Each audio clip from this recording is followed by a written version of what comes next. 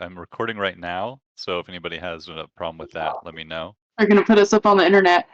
Oh yeah, we're definitely going up on Twitch now. We're gonna Yeah. monetize this game. Hell This yeah. is the future. We're the next I'm ready critical for it. role. All the fan art that's coming The our way. next critical That's role. right. That's right. I would so be game to do that. I feel like It it would would be be fun. great to have some like fan generated character art for us to use in game, Right? because like I'm never gonna find the right portrait for my I character. I know. We should Right? be. Have a few hundred people making those. You Right? can see all the different takes on them. Yeah, Yeah. We can just stream Sarah's game. It'd be great. The photo experience. That's right. That's It's right. so Yeah. fun. Sounds good. I'll join the numerous other Curse of Strahd games out there. Oh, weird. I need to deafen myself because right now I hear both everybody and the recording. Oh god, it's so trippy. Worse than hearing your own voice. It is eerie hearing your own voice. It never sounds right. No, it always sounds really weird.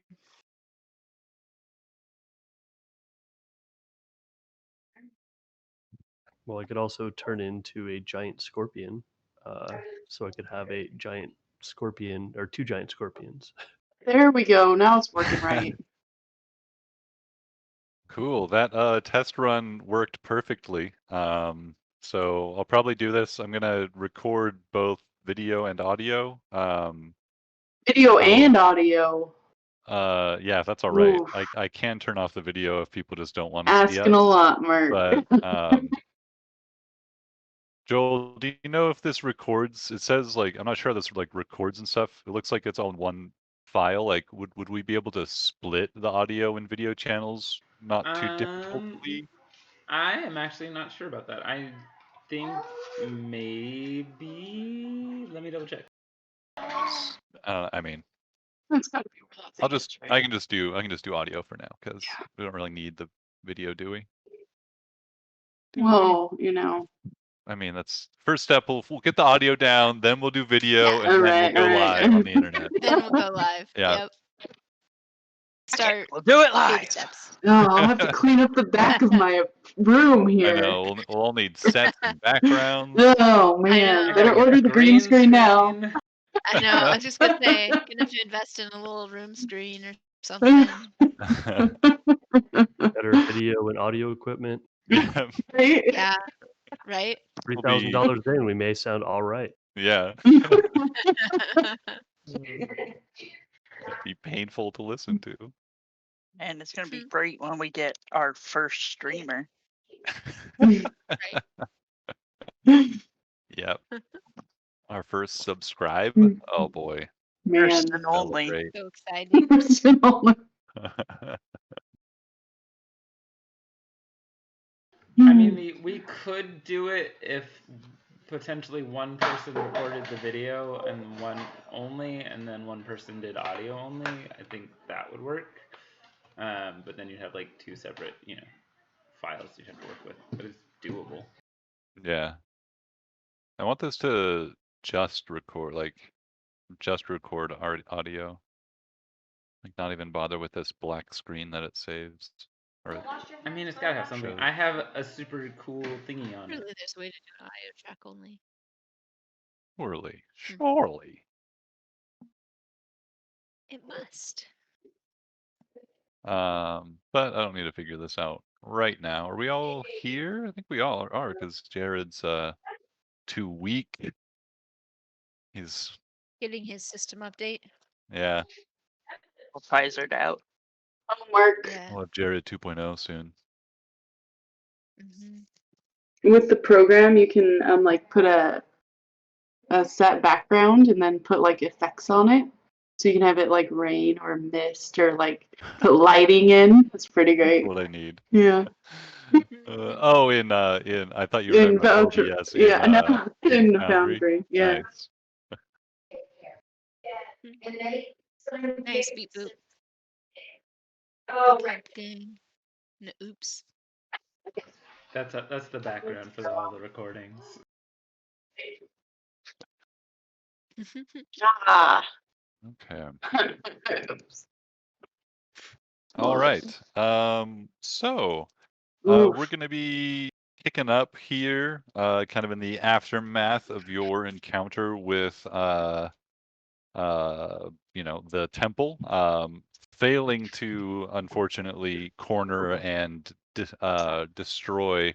Oh, look, it's Heather. I'm sweating a lot, so I'm gonna kind of down. It's so good to see you. I'm so glad to see you too. Am I interrupting too much? No, you're fine. I feel like she's interrupting far Mark says too you're. much. Excuse me, no roommates. Excuse me. Like Mark. Hello. Wait, I should get in the picture. So Yeah. you're right here. That's so funny. I'm like.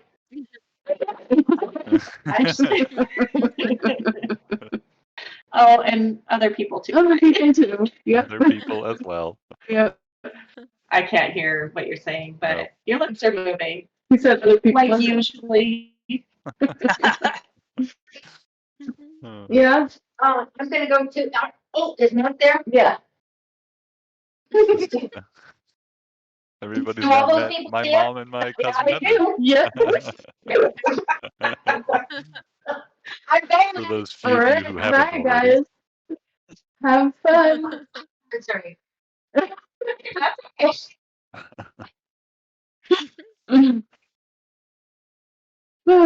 Goodness gracious. All right. Sorry about that, guys.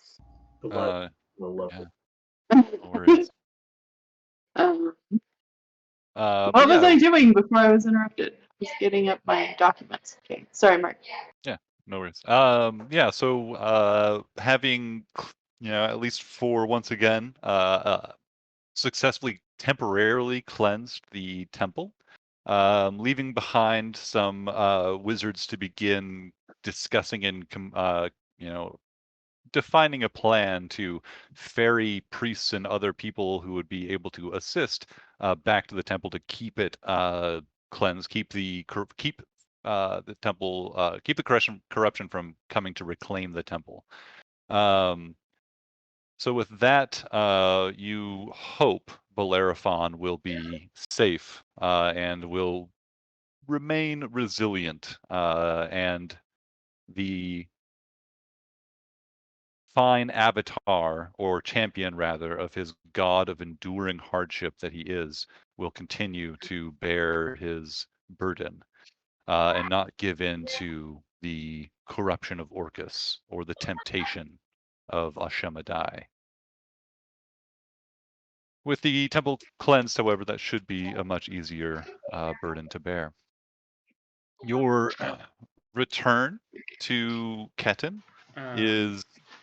I'm sorry to interrupt, wonderful GM, but before we leave, Nibbles, or not Nibbles, sorry, Beep Boop is gonna go up to Bellerophon because this is what he's gonna do. And he's like, I made these for you, and he's gonna hand Bellerophon a pair of fingerless gloves that he worked really hard on, and probably casted Fabricate to finish making in time.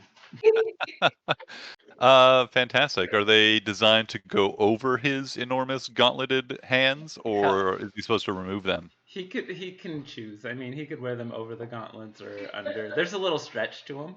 Okay, good, because he does just like look at them curiously, look at his hands for his gauntleted hands for a moment, and then begins to like stretch the gloves over his hands, giving them a nice nice knitted fabric cover that's much more cheerful than his typical sort of grim spiked death armor that he is currently enshrouded in or encased in. Yes, very happy, very happy. He, there you see the faint outline of an inflamed smile wreathing in his flame skull, like flame head. He thanks you for the gift, and it feels heartfelt. This is a person, an entity that has had so little like human or other contact for who knows how long, and has just received his first gift in millennia, perhaps. And he looks up at you, and he does he thanks you and says, "You are generous among your kind that I have met. I thank you for this gift." You're welcome, sir. I appreciate everything you're doing here, and I just want you to stay safe. This will perhaps help remind me of better ages, better times. Well, cheerio. I guess we gotta go. We got places to be. Have a good day. Yeah, anything else that you guys want to do before you leave the temple, I suppose? So I am going to talk to Bellerophon and say, I almost never make promises, but I give you my word that I will do whatever I can for you.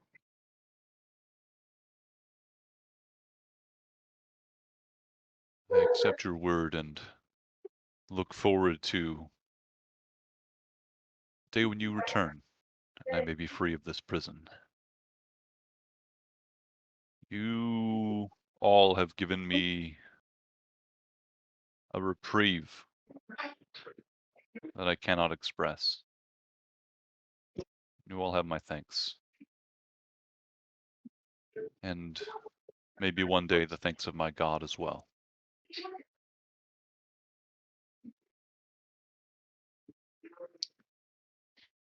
And I will go to the sort of altar of Ilmater.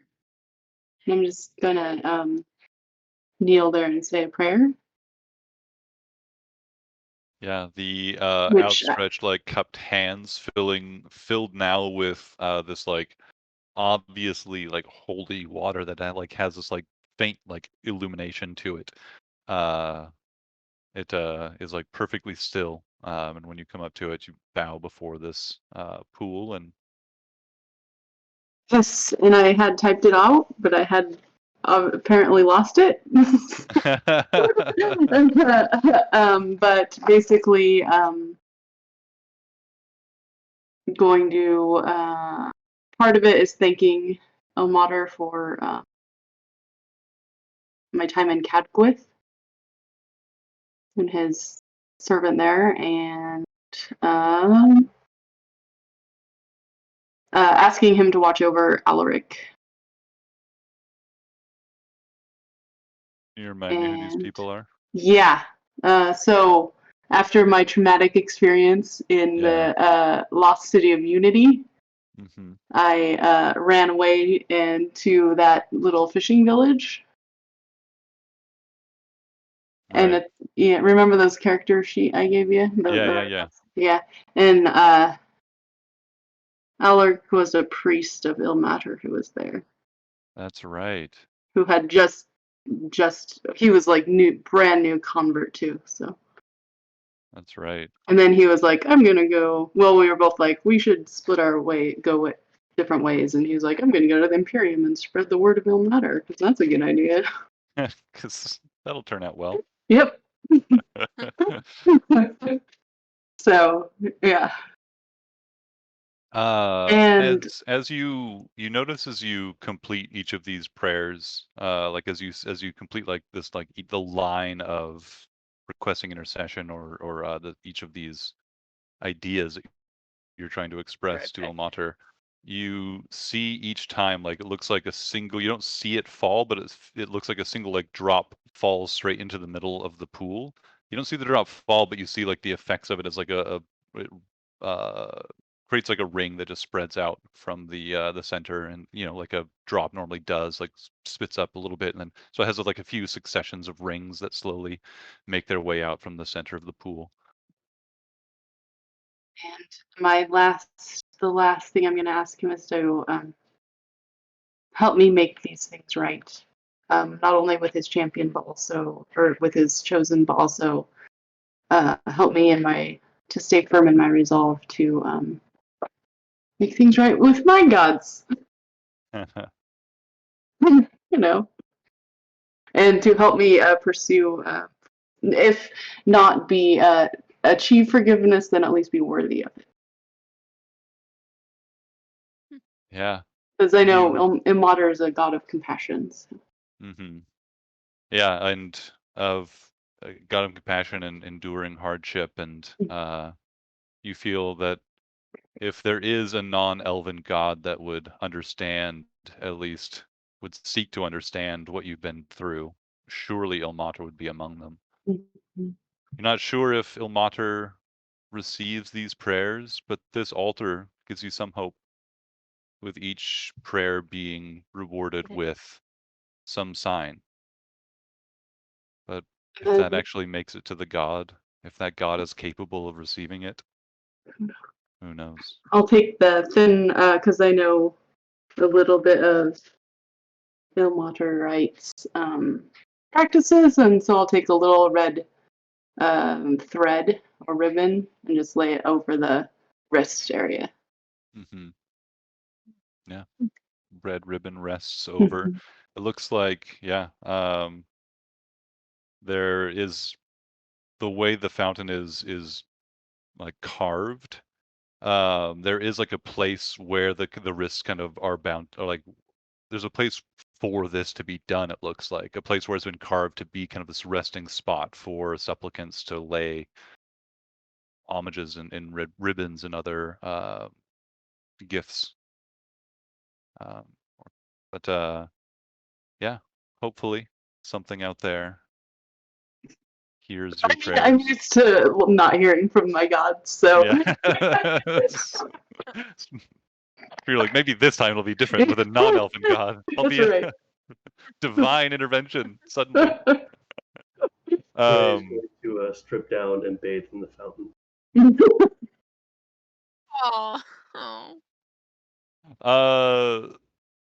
Bellerophon does not intercede. He looks at you, watches you as you intend to do this, but does not stop you. The water remains unsoiled, even though the disgusting and dirty gray is, like you can see where like the bottom half of him, you can see like where as he's like getting into the water, it's like perfectly clean, and like he's like been washed, scrubbed perfectly clean, and then the top half of him is still like all dirty and messy, and you'd expect to see just grime, expanding around him, but it is not. The pool remains divinely cleansed. See, Fortunately. Gray, maybe you should wash your clothes too. Something at the door. I'll be right back. Okay. Then I'm gonna get water. I cast teleport on Gray so he gets out of the pool of water. Gray, what have I told you? So now just the bottom half is clean.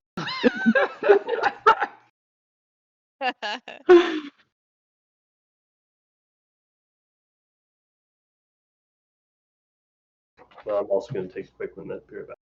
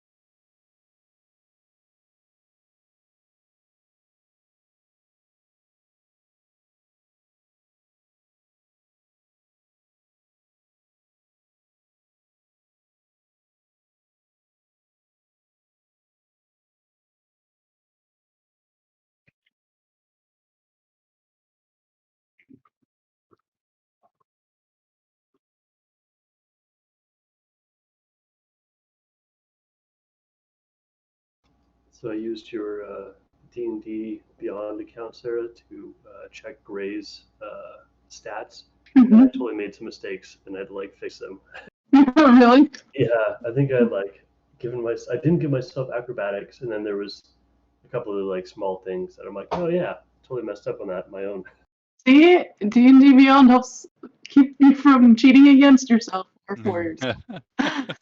It's true. When I switched Quilla's stuff to D&D Beyond, I had the same findings. I was like, I have Like 12 things written for. that should be that I should be technically allowed here somehow. I'm not sure how that happened, but there it is. Did you have opposite experiences where, Evan, you learned you had too little? Yeah, I'm not sure if I heard that correctly when I came in. my acrobatics, I gave myself 0 for acrobatics, but I have 20, so I should have given myself +5 the entire time. Yeah. I had given myself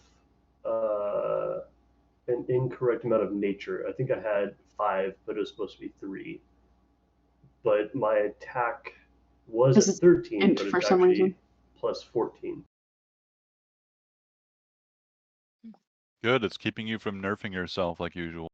Always nerfing yourself.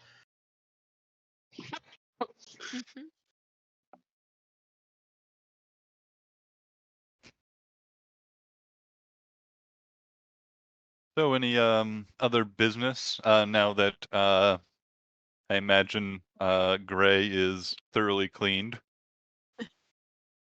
Quilla's got a couple things she wants to do. She will also talk to the champion and tell him that you also have my word that, like Nazira, I'm committed to doing what we can to see this resolved. I feel it will be not only on your behalf, but on the behalf of the entire realm to see this righted, um, to get the wand back and restore you to your previous state. And I ask a very small, or perhaps it's not small, perhaps I'm overstating. Would it be possible to ask for some aid in this quest? And I hold up an empty canteen and gesture toward the fountain, asking if we can take some of the water with us. Says, he gestures to the pool, allowing you to, suggesting you're free to take some. And he says, you've earned far more than a few pints of holy water. I'm not sure how invested with divinity you will find that water as it leaves here. Perhaps in time it may lose some of its power, but you are welcome to take it. I Understandably. appreciate your dedication to a cause that is your ancestors' failure. In those days when I fought against Orcus,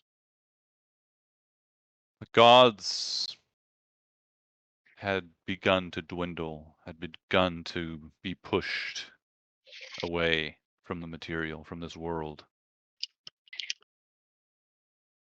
But other powers yet conspired to see their will manifest. Fiends like Orcus and others strove to leave lasting influence, if not their presence on the world, and were able to maintain a presence here long after the gods were forced out.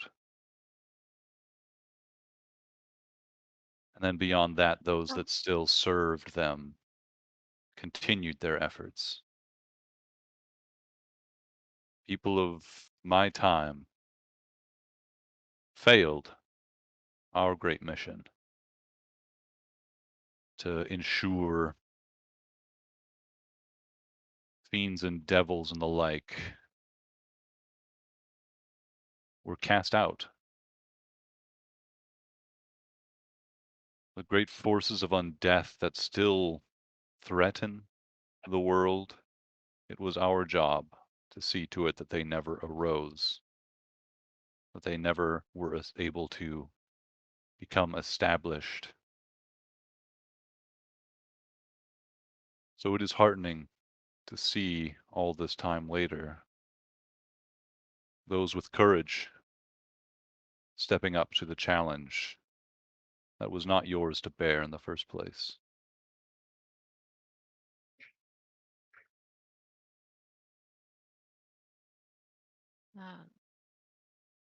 Cool will say, I feel that if it was our ancestors' failure that contributed to this, perhaps it is our burden to bear, that we need to make it right, or at least try to do our part.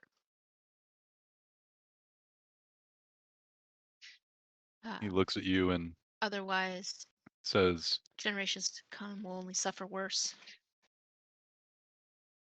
he looks at you and thinks for a moment before saying, perhaps it is in the nature of those who bear their heritage as you do to feel responsible for these things. The majority of the servants of the gods left with them to live in the heavens. Those that stayed behind to see to the defense of the world. And he looks at you, Quilla. Your ancestors broke with their gods, broke court, and chose to stay behind.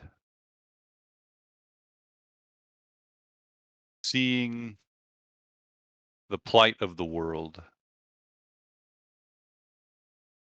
more important to them than living with the very gods they served.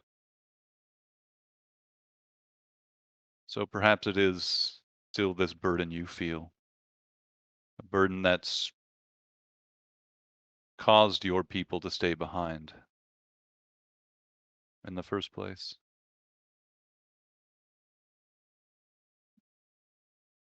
But Cool looks a little like reflective and definitely like is taking to heart what he's saying. But I suppose it is up to all children to determine for themselves how much of their parents' sin is for them to bear.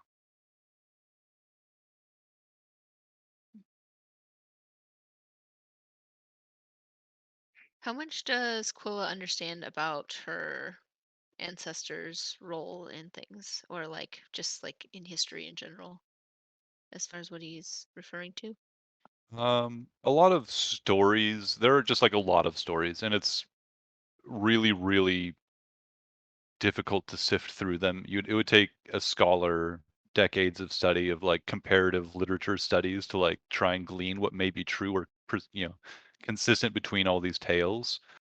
But there would certainly be some of those stories that this would certainly ring true with some of those stories that you would probably have heard of these servants of gods, these ASMR, these people that were like lived to serve their chosen deities, um,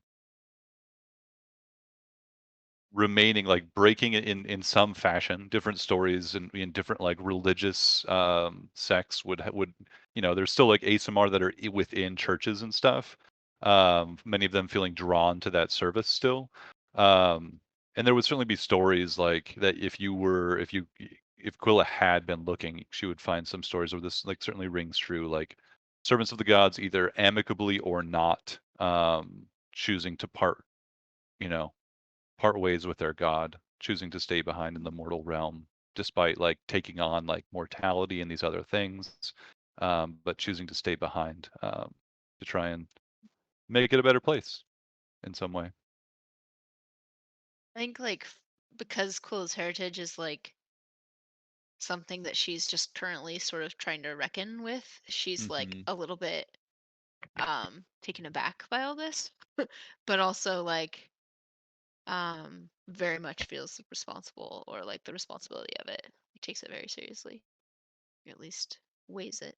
Is Quilla trying to play it cool, or is this like could Bellerophon read some of this on her face? Um, she's quiet about it, but she definitely probably shows that she's a little bit like a little bit shaken by it, or a little bit moved. Mm-hmm. Bellerophon sees some amount of you know, conflict or being shaken up inside there on your face, and says, forgive me, I do not. Many years have passed since I walked on the earth. When I stepped since I last stepped foot outside this temple, I have little knowledge of what remains, what knowledge of my time remains, or what has been forgotten. I do not know what may come as a shock. I did not mean to offend or surprise you in a negative way. She like tries to like kind of like put on a good face, and but like just with sincerity, just says, um, "I appreciate what you've shared. My immediate family, they dismiss our heritage, um, not not out of spite, but out of ignorance. And this is information that uh, I didn't know I was seeking, but I have been." Well, I, in my current state, and he looks up at the light shining down from the focusing crystal above the light of Lathander.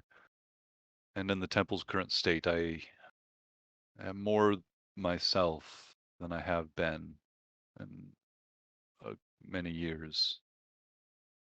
With that is coming back some memories of my life. So, if you are curious, we can discuss this further. Maybe after we've all had a moment to rest. He's still like laying there as like next to like if I recall, we ended the session more or less with Nazira kind of sitting previously like sitting with Bellerophon as he's like slouched up on the by the fountain, recovering from his exertion. Um, but he does offer an open invitation for you to either converse further now or at a later time. And he Um, turns to you, Nazira, and I'm says, like absolutely like entranced by all this talk about like history and like everything else. I'm, like fascinated by Quilla's take on it Meanwhile, too. there's Gray in the background. yeah. Just walking still in the pool. um, Grabbing everything that's not Kula, locked down. Kula wants to she'll tell Valeraphon, I'm honored by your openness and willingness to discuss this. I would love to speak more. However, I feel like some of our needs right now are a little bit pressing. So perhaps I will let our group um, sort out what our priorities are. I would most certainly like to discuss this further. Well, along with becoming myself again a little bit more, I find some of my old connections to the divine are returning. I have limited access to some of my spellcraft that I once wielded before it was twisted. I have the ability to at least begin short communication. I can reach out in a few days. Like it's sending. Yes. Fantastic. I was gonna make him sending very scrolls, and that was nice. Excellent. Yeah, Quilla like blushes a little bit and then is very readily accepts. So she's very flattered and excited. Of course, any Even significant discussion of events of my time would require more than that magic can handle. So we'd be able to little more than discuss a plan to meet in person. Yeah. fortunately, you have a somewhat powerful wizard with the teleport spell at hand. Yes. Yeah. Hopefully, I would I love have to a hear friend more. who can help with that.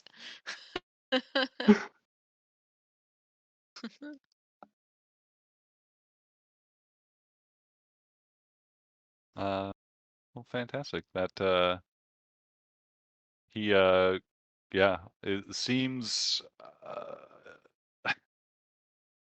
still, like 10, 12 feet tall, enormous space marine armor, like this like heavy plate armor and stuff. Just this monstrous figure. His spine wreathing just green flame, his flame skull.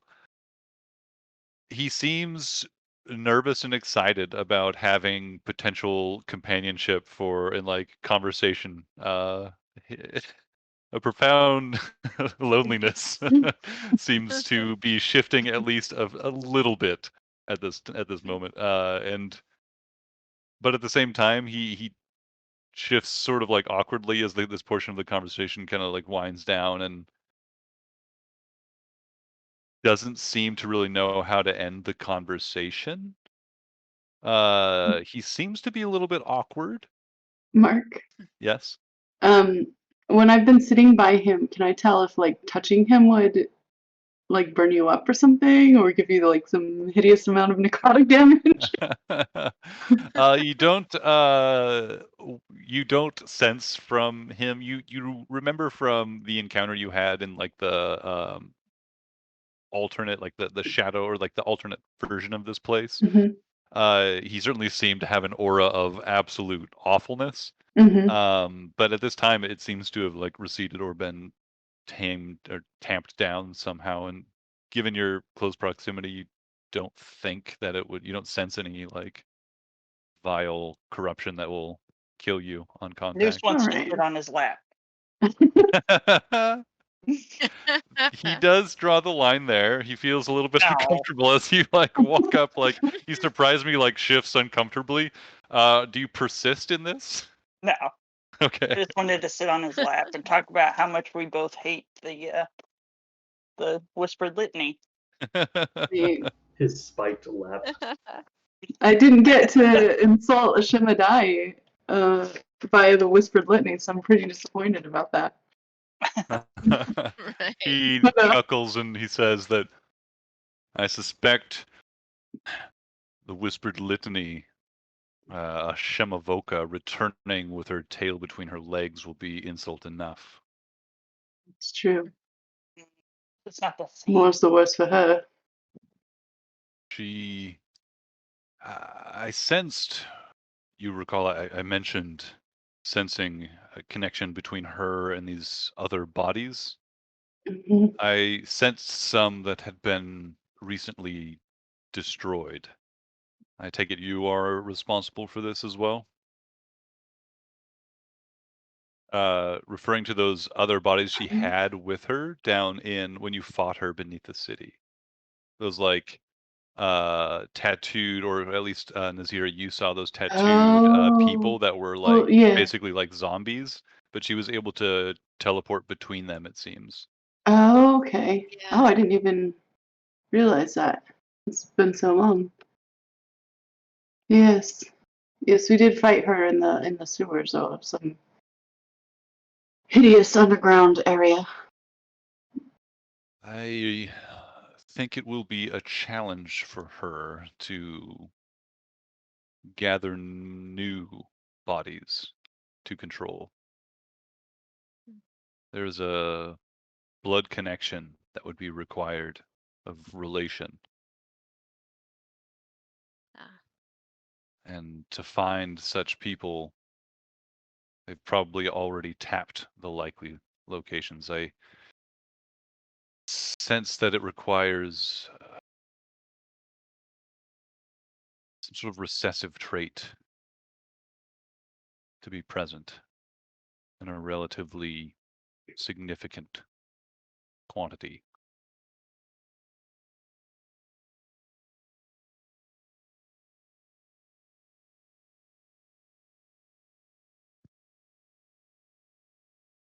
So it's her full consciousness that's moving. It's not just the will of. There is a connection between them once they have been added to this circle. Once they've been connected in this way, it seems she has the ability to transfer herself in its entirety, her present self. If she were wounded, she would take over control of that body and it would become wounded.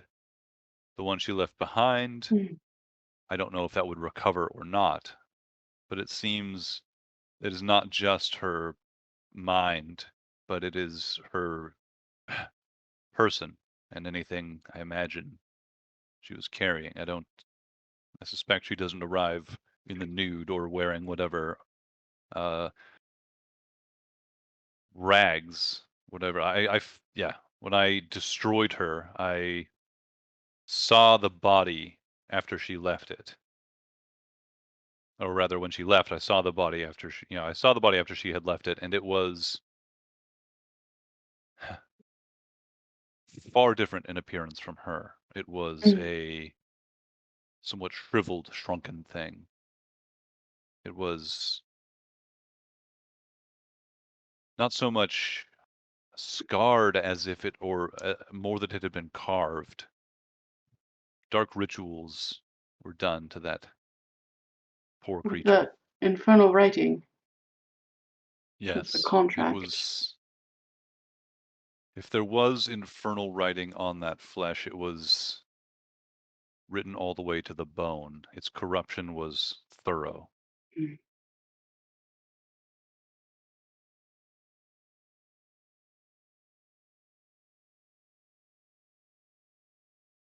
But when she left it, it was wearing little more than rags, whereas she had been typically and resplendently apparelled.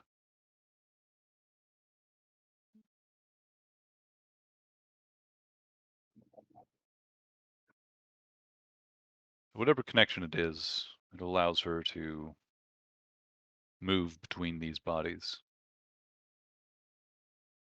I wonder if But there's a way to break that connection. killing them certainly will Yes. limit her ability to move. I doubt much of whatever wretch was used to create these. I doubt there's anything remaining of them to be saved. Yes, you're probably right. The one she was using in the tunnels were rather akin to zombies and not dead.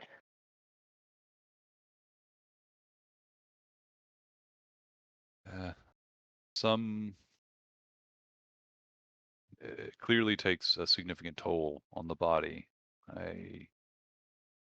If they are still alive, I imagine they are in great pain any moment that she is not inhabiting them.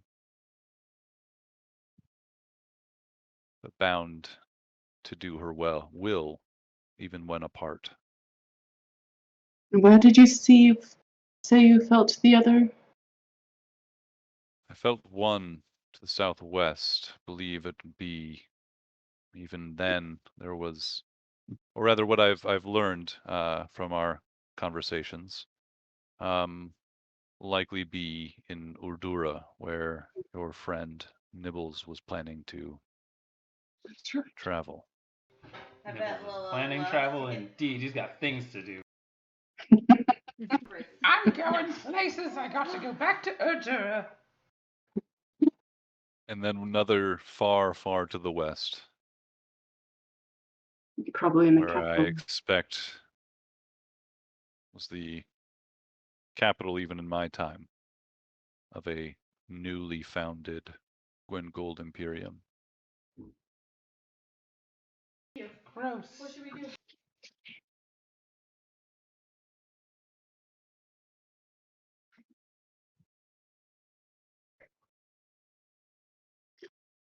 How long ago was that?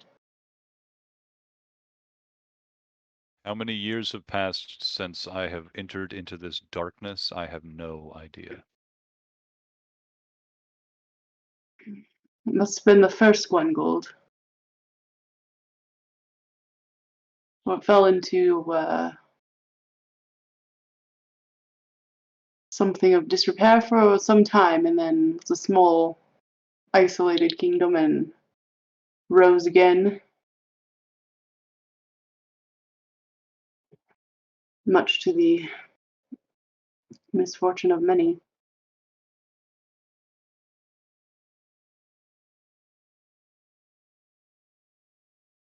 The more I understand of the Imperium, the less I like it. And I've never been a fan. Corrupt. The deeper its history.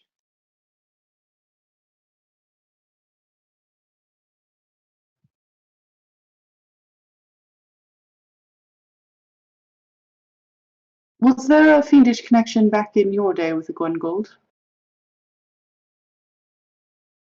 It was rumored. It was thought that perhaps someone was working in the shadows. And when the 5 divines failed to arrive at our defense, at our final battle, many of us wondered, many of us grew sure then that we had been undermined, Yes.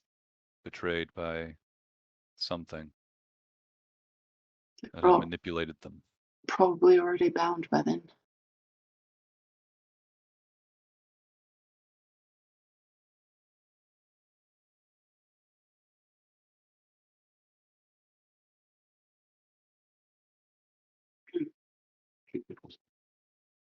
But our deepest worries seem to be true. The whispered litany, Ashemavoka, shared with me when she was trying to twist me to accepting their offer of relief from my current condition and the opportunity to wipe the plague of Orcus from this world. A very tempting carrot was offered to me, but in that connection, she did share with me some things that I don't think were lies or entirely fabrications. So I think we can be sure that, as you've suspected and we once feared, Shamadai twisted the 5 divines to their service in some way. I would imagine through every means at their disposal.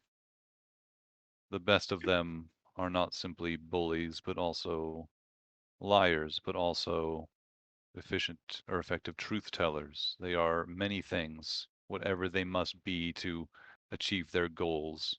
The lesser devils are often one of these things only, in larger than life features. But all of them, these, or at least these powerful ones, and it would take a powerful devil, a clever one, to deceive and bind not just the power, the strength of one god, but 5. Mm-hmm. That's what I've thought Go all myself. the way up to Asmodeus. It could be, if not Asmodeus himself, he must, Rogue Avatar. yes, a reflection left here, perhaps, when Asmodeus was forced away. The archdevils, like the gods, were pushed from the prime so long ago, but the archdevils were able to cling like ticks to the skin of it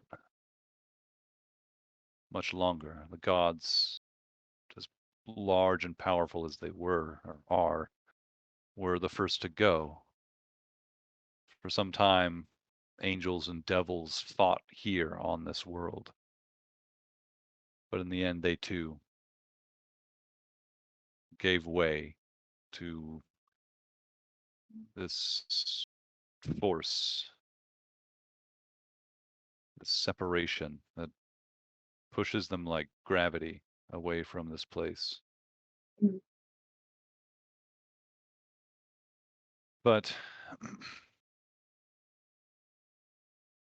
in that time, the devils certainly tried in all their ways, and demons as well, to leave behind their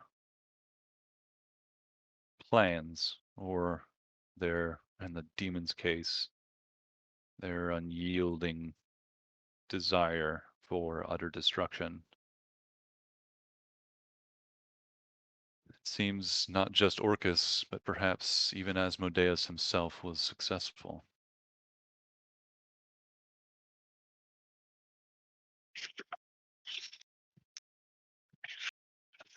Was it him or Grithrizzle that told us about the wand? Gorthalax? Yep. He told you guys some about it. Yeah, well, the rest of the party when they first interacted with him. The first gave them the idea that the wand of Orcus was out there and made from his very body, and returning it to him could. Oh, I meant the wand of Asmodeus. Oh, the wand of Asmodeus. Wand. Yeah. The rod of Asmodeus. The rod of Asmodeus. As opposed to the wand of Orcus. Yes. Very different, what's the word for MacGuffins? Yes. But the rod of Asmodeus that was told to you by Gorthalax. I think you were also given a vision at some point, and you saw Constance Gwengold on her throne. When we went into Exterxes' memory. Mm-hmm. Yeah. And she had a ruby-tipped rod as her divine, implement of power, as like the Holy Roman Empire would have that silly little ball and other doodad in all the paintings. Yeah. Well, we met her. So powerful, and I don't know what the word I'm looking for is, so I'll just stop. We banished a pit or a devil, which said that the rod of Asmodeus is also on this plane of existence, or also on this world, and that is what Hashemadai wants, to have both rods, or both the wand and the rod, in order to consolidate the power that the wand of Orcus is currently, Hashemadai believes, opposing the power due to its nature. I fear that destruction of one of these elements without the other would, in time, gives substantial power to whichever of these creatures would still have their implement here on this world. However, if Ashemadai was able to bind the wand of Orcus, he was able to subvert its power, which, if he were able to take me, or if whatever Ashemadai is, if they were able to take me, they would likely be able to then bind the wand to their will. I would be used to clear a path all the way in to the bone wastes. I could shield any forces if I were willing to accept more fully the corruption of Orcus. It gives me dominance over death. If Ashemadai had me, they could retrieve the wand and bind it to Ashemadai, or perhaps Constance Gwengold herself.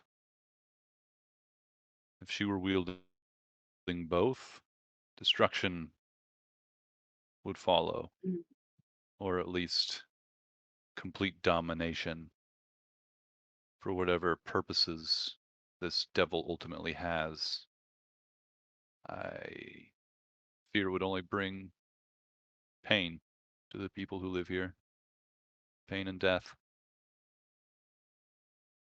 I think this devil has a long-term goal of obseding Asmodeus. They But do don't they all? dream lofty dreams. Indeed.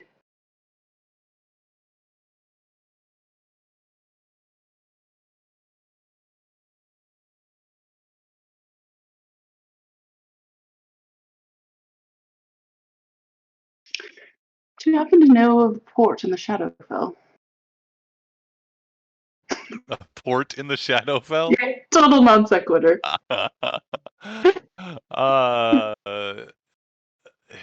He says. Are we getting our skyboat? Oh, we are. We are. There's a whole list. I have never stepped through that veil. I Yeah. know little, I have to although do it some does research seem on to something have short to circuit. be A part miserable of the place? corruptive part of the corruption here stems from that place. Perhaps those more, well, given time and some assistance, we could discover the nature of that connection. Connections like that typically move both ways. So if you did want to go to the Shadowfel, it's not unreasonable that that could be done here, but would likely take some time to determine how to do that safely. I do have a keystone and can cast plane shift. However, I need to know of a location, so I'll have to do some research. He's gonna make a quick knowledge check with advantage because he's, I've avoided learning anything about the Shadowfell because it gives me the creeps. You also can give me I will. Okay. Arcana Arcana? check. Yeah, you can make an Arcana check. My favorite thing to do. Only a 16. Only a 16. He says to you that the Shadowfell, if I remember my old master's instructions correctly,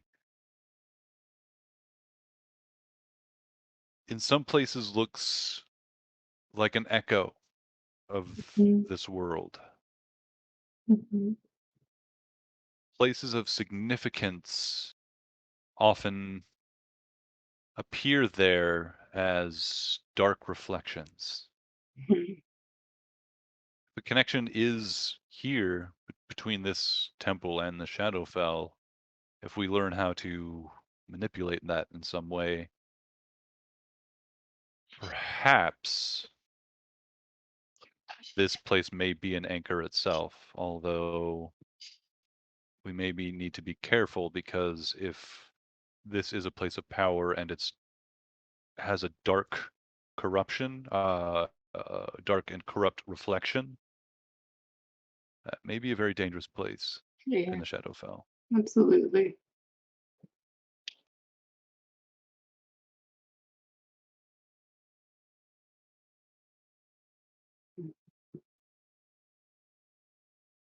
What place in the Shadowfell isn't dark and dangerous?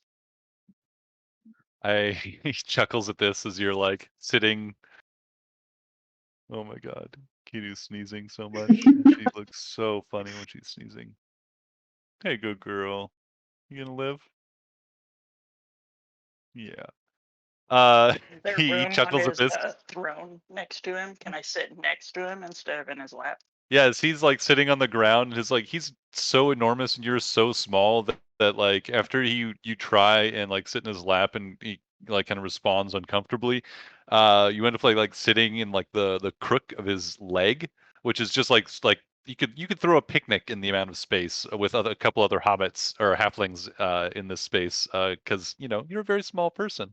Um, but so you have a nice little spot, kind of, if not in his lap, you know, as he's like sitting there, pretty darn close. He laughs, and he says to you that uh, a place remarkably dangerous in the Shadowfell. Mhm. I mean, only to express how above the pale it might be, or beyond the pale it might be. It might be. The Shadowfell is no place for most people. This may be maybe no place for even heroes such as yourselves. Well, we may not have that option.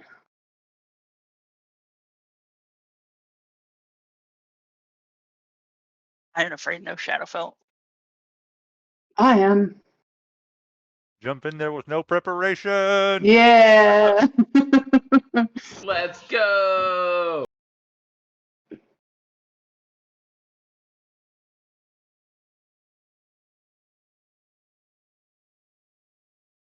Which affects your mind too. Just like being in the Fae does.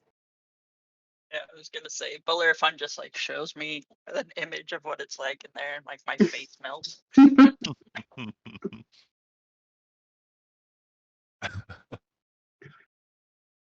All right. Well, Well, with that, unless there's anything else that you guys wanted to run by Bellerophon, anything urgent? Gray's been spending this entire time like looking for bugs, like any bug that can survive in this climate. He needs to have. He's gonna breed the super bug in his bug bag. Sure, yeah. Give me a nature check. Actually, this would be more first an investigation check, just to find something. Holy shit, nat 20, but a -2, so 18. Nice. You spend quite a bit of time looking around as they're all jibber jabbering big words as big wordsing. You're looking around, and this place seems to be mostly like sterilized because of the corruption of death in this place. But you're persistent. Every once in a while, looking back up, like you're winding your way along like the stepwell, like along like through where all these like graves and tombs are along the walls around this place. You do find a couple little, like, they look like little beetles. They look like they might be like newly, like, I don't know what the proper word is from when they like go from a like juvenile state into like actually having that exoskeleton. If anybody wants to throw that in there, educational moment for us all. But it's this like newly, like very young looking little bug, and you follow it for a moment as you're like getting ready to like sneak up on it and capture it, and actually like scurries its way back into a little like broken chunk of stonework, and you find it there's like a little nest, and you find about 8 of these little like cockroach kind of looking things.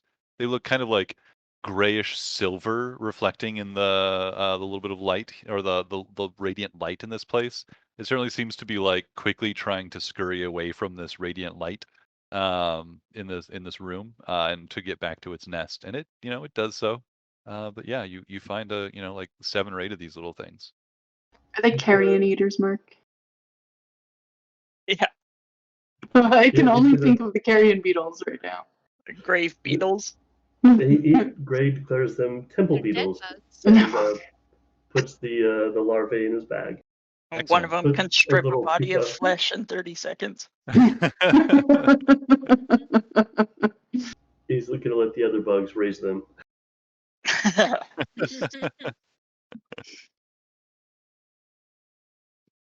Excellent. At some point after we are done talking with Bellerophon, Quilla will make sure that the priests that are working on like securing the temple and like preparing to run it and like maintain it, she's just gonna let them know that they have the full support of Windblown Trading Company behind them, and make sure they have a business card. Nice. You just like spend a little time like trying to figure out who's kind of like in charge of logistics and things, like who's actually the person who knows what's going on and how to like prepare for what's coming. And you actually find oh my god, what's his name, the priest of Gond,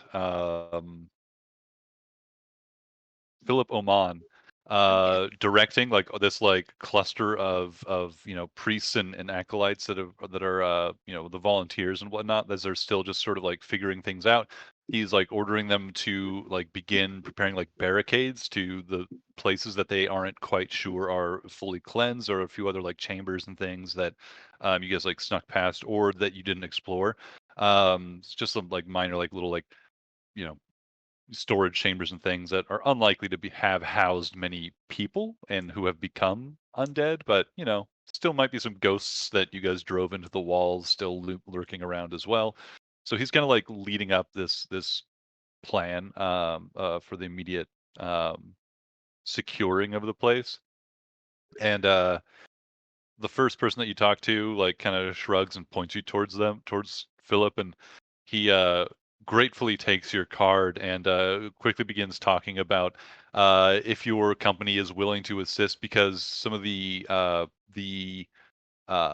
caravanning between Ketin and Valkreath is actually like a pretty wild west of a situation right now, and is asking if you would be able to coordinate additional, at least like coordinate these like different parties and help bring in additional people to start shipping things down from Valkreath and the mines and stuff, specifically like Bellstone and other like and more like ores and good stonework and stuff. That the stone giants are being excessively helpful, Will is harvesting delighted by this.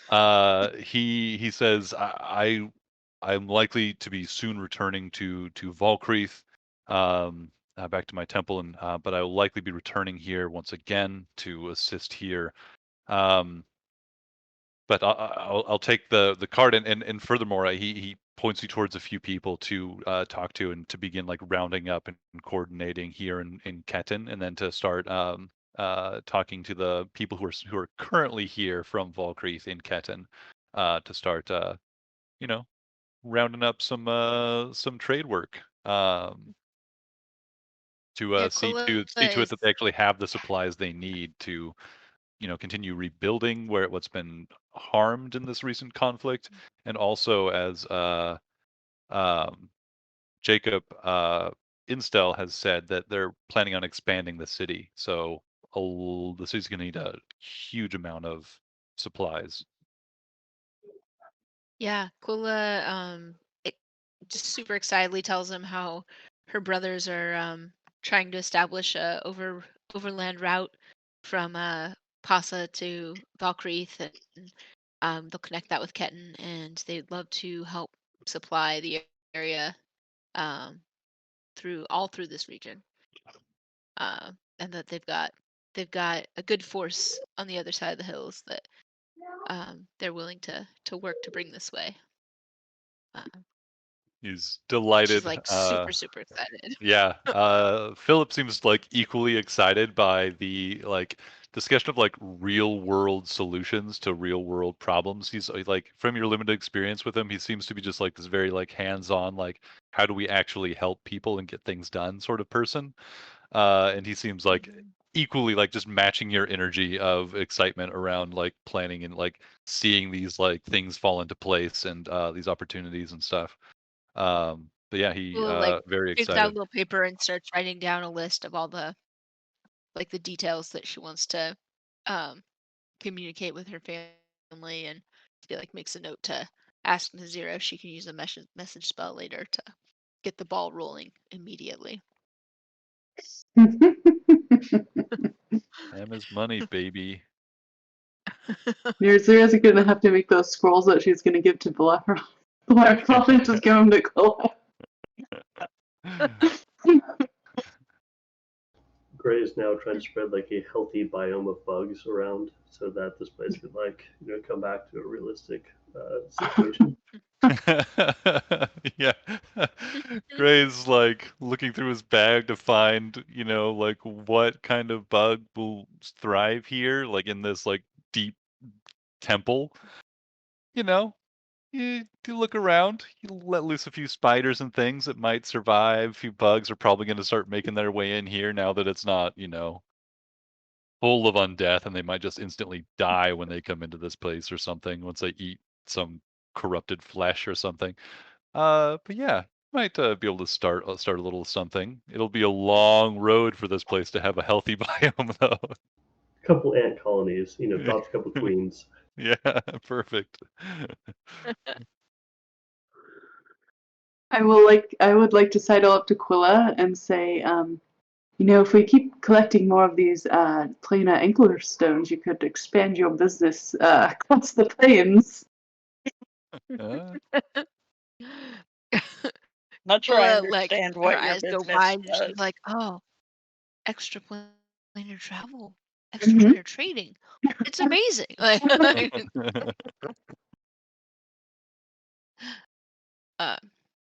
Quilla's like, Quilla will give News a business card and talk about her family's trading business and Yeah. fully You've fill done him it in. now. You're gonna hear the rest of this business talk for the rest of Yeah. the trip. Let me tell you. Something Still about vague enough economics. that I have no idea what it is or what she does. Imports, exports. Yeah. He's an importer exporter. This is It's obviously just statistics, drugs. logistics. Yeah. Yeah.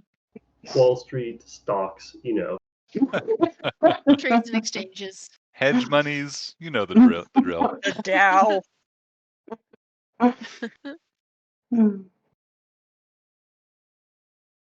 And before we leave, I will give Bellerophon a hug and tell him we'll be back. Yeah. Oh, and when I said my promise, I said it 3 times in keeping with the fate traditions. How nice. Yeah. He's all good. He'll totally get it. Yeah, I mean, he definitely sees that you're taking this this oath pretty seriously, and respects that. It doesn't count unless it's 3 times. So Yeah, maybe he. maybe OCD.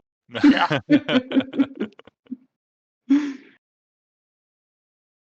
Yeah, he give him a little hug. He stands there awkwardly, is towering over you, puts Allows it to happen. a fingerless glove, but under that plated hand on your back, and kind of pats you. The nice woolen I mean, gloves do certainly help the like heavy impacts of his like enormous hand. They are very soft gloves. Those gloves are very, very, very soft. something. But yeah. You all, say your goodbyes. Bellerophon, pretty awkward throughout this farewell. Still learning how to social, much like people coming out of a year and a half of quarantine. He But he, struggles through it, seems affable and, genuinely friendly. And unlike the times you've interacted with him before, seems actually optimistic and a little bit hopeful. But you say your goodbyes, coordinate with the other teleporters and such with their plans to ensure people are able to come back and see to the temple. And you return to Ketin. And I think we were going to Or clean out the area from the yeah, devils and the undead yeah, that's and stuff. likely going to be a group concerted effort over the next few days, as you've already like secured most of the complex, and also, oh yeah, you guys were going to like fight the devils outside. That's right. When you get organized and venture out there towards the exit, the devils themselves are in like full disarray, which is far different than you've seen them in the past. Their close ranked and organized fighting style at this point like is utterly broken, and they seem to be lacking any sort of cohesive leadership. Also, you find Vistralis is nowhere to be seen, Of and a course few of not. the other more powerful devils are also notably absent. You do find a number of unturned cultists, some in the middle of the fight, many of them. A handful that remain in gibbets that they were had previously been destined to be used as further bait to lure more undead away. They just had been left there because the devils didn't care. They had been like, "Yep, you've been selected as, cattle or whatever, chattel. We're not going to come around and unlock you. You're already written off." So you see What a these coincidence. We also don't care and leave them there. But yeah, you can just But as then you're you won't fighting be them, one to as you're like experiment fighting on. off these devils that remain, and a few like the still loyal cultists that are also just like lacking any sort of like leadership. They're charismatic leaders and cult leaders have all fled. So now you just have this like scattered group. Mark, Do you take any precautions while you're fighting them off? yes, I want to capture some of them so that while during my downtime I can investigate how the infernal writing is on them and how it can possibly be broken if it can. And I've heard tales of people who've done it, apparently. So I want to look into that more. Yeah, you're certainly able to capture some of them alive. Some of them just die in the fight unless you like magically intervene. But you are able to capture some without I harming would them too horribly. also like to deprogram them a little bit, if possible, or at least hand that project over to Install. Like he doesn't have enough to do. Yeah. He adds them to the other cultists that they rounded up in their big, night of raiding cultist hideouts that you guys helped them identify. He's happy to add them to the processing there. You can assist in any way, but they are this time not his highest priority. Right, of course. But yeah, you guys are able to capture some of them. There are still some in some cages and a few in those like gibbets ready to be like flown off. They've been out here for a while. Are you going to provide them any aid? Noose certainly doesn't seem like he's interested. Yes. I will ask them if they. The nibbles are gonna free some folks. I'm going to ask them if they still are devoted to their former cause. Although they've been abandoned by their devilish overlords. They, Perhaps if we as soon as they come saw to our you guys side. and like saw even before the fighting was over, like they were calling to be like they're like, help, save us, you can't leave us like this. And they seem quite pitiful. You ask them as after you were like, do you like leave them in the cage and like interrogate them? I'll cast detect thoughts just to make it easier. Okay. Do you interrogate them from like while they're still like encaged, or do you let them out and then talk to them? I'll probably let the first one out to see what they're going to do, just as a test case. Sure. Yeah. Didn't know they were calling out for help. I Yeah. also ignore their cries. Really like opening these cases as quickly as possible. And we know these are cultists, right? We don't know they're cultists and not just innocent victims.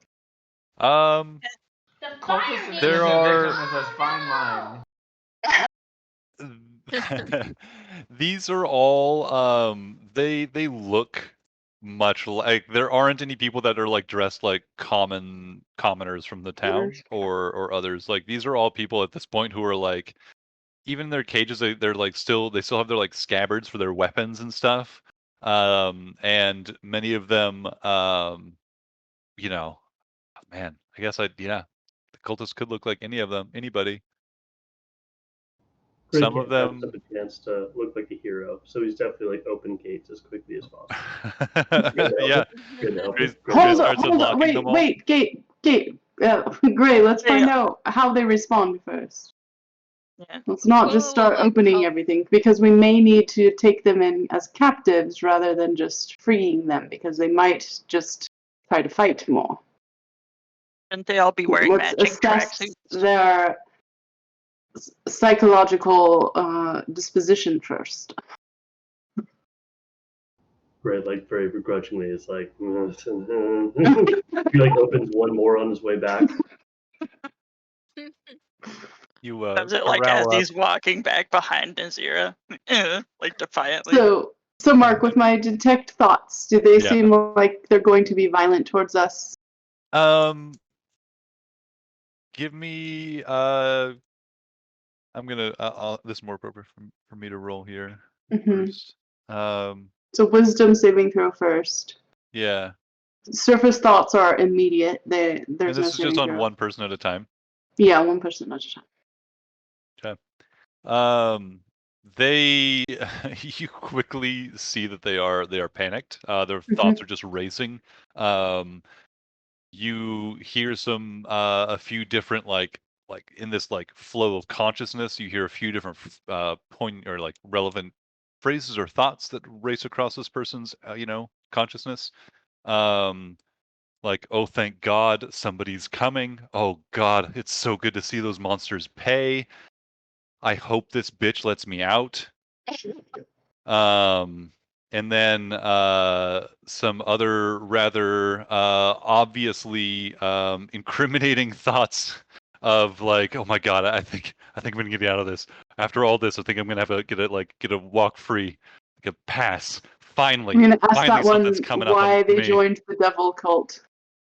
They say that I'm sorry, I didn't mean anybody harm. They were offering pay and food and shelter. I came up, outside of Ketin, and things are hard, and I just was Were you prepared to stab yourself with one of those knives? hell no, that I could tell, like those others were fool. They were looking forward to it. They thought it was some great reward, but like that wasn't them. Like They just died. they just they're suckers. They I wasn't never them did anything afterwards. bad. I just found them orphans to eat. And I hope Nazira evaluate their truthfulness, Um. or is this all still thoughts? Yeah, you're welcome to make an I'm insight definitely check. asking it out loud. Okay. Yeah. I'd like to assist in that perception or whatever. No, yeah, Quilla, go ahead and make an insight check. Yeah. Okay. Meanwhile, Nazir is kind of like focused on her spell. Like she has to kind of like focus on reading the One thoughts while target. like maintaining some Yeah. social presence and like not getting lost in that other mind that's like flowing, and this person particularly noisome and panicked. I got 15. 15. This person, I mean, it's hard to tell if this is just, utter panic and like fright that's in nervousness, or if this person is, sweating because they're guilty, or just because, they've been in a gibbet for, like who knows how long, at least like a good day. But Nazira, on the other hand,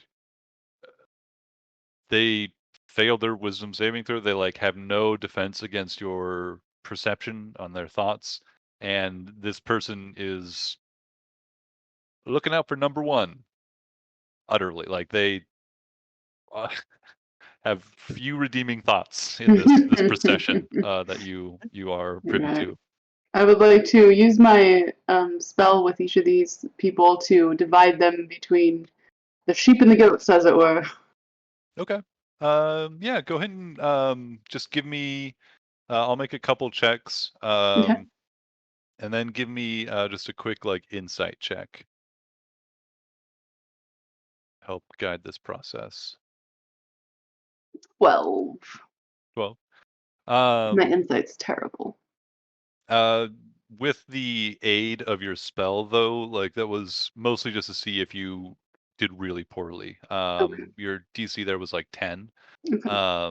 So you, with the aid of your magical insight, are quite able to identify those who are showing any amount of genuine remorse, or from those who are just like, thank God, I thought I was going to die. Like, I don't want to die. Fuck all these people. Like, let me go. Like, let me just get out of Ketin. Like, I can just do something new somewhere else. Who Start cares? another devil cult. Or join one. A new Or join one. promising, I the up mean, and coming cult in yep. some other city. There's orphans in every town. Cults are always hiring. There's always work. So, That's true. but after The that only way to process, stop you a have bad guy with a gibbet is a good guy with a gibbet, and leave them in there. drag them back to Ketin and then give it. I think the ones that are. Yeah. Go ahead. Yeah, you find like 3 or 4 that are possibly worth something, but the majority of them, like another like dozen or so people that you've recovered from the gibbets and did not slay in battle. Most of them are, um, fall prey to your insight and reveal their nature as not really caring about what they've done, and just looking for an opportunity to evade the consequences. I will let Jacob sort those ones out. We'll march them down to Ketin in chains or ropes or whatever we have. Find them. In gibbets.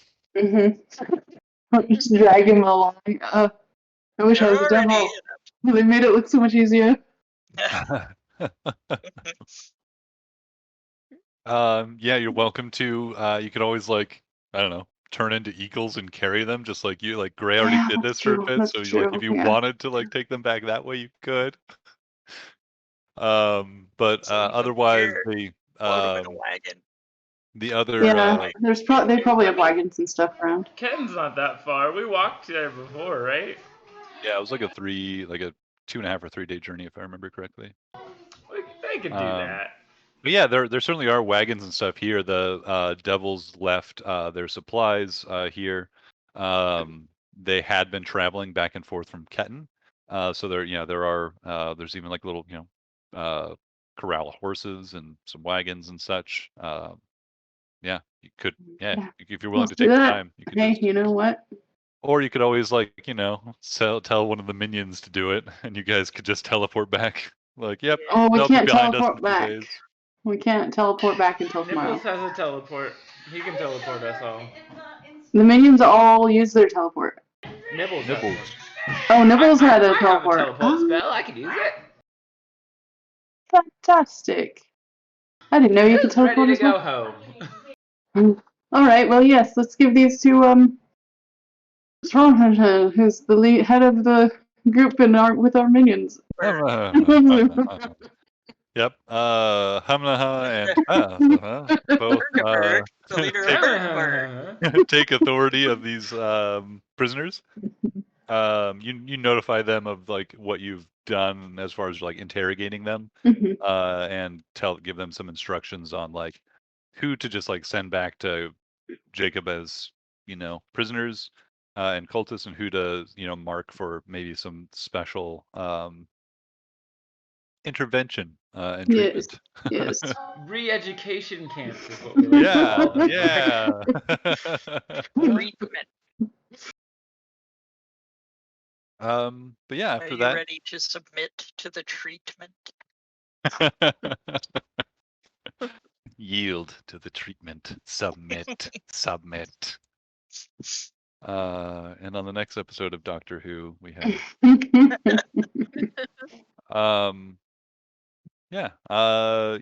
Nibbles does sounds like have a appropriate spell slot and can plus 8 people or whatever, so 9 people total. You can all make it in one go.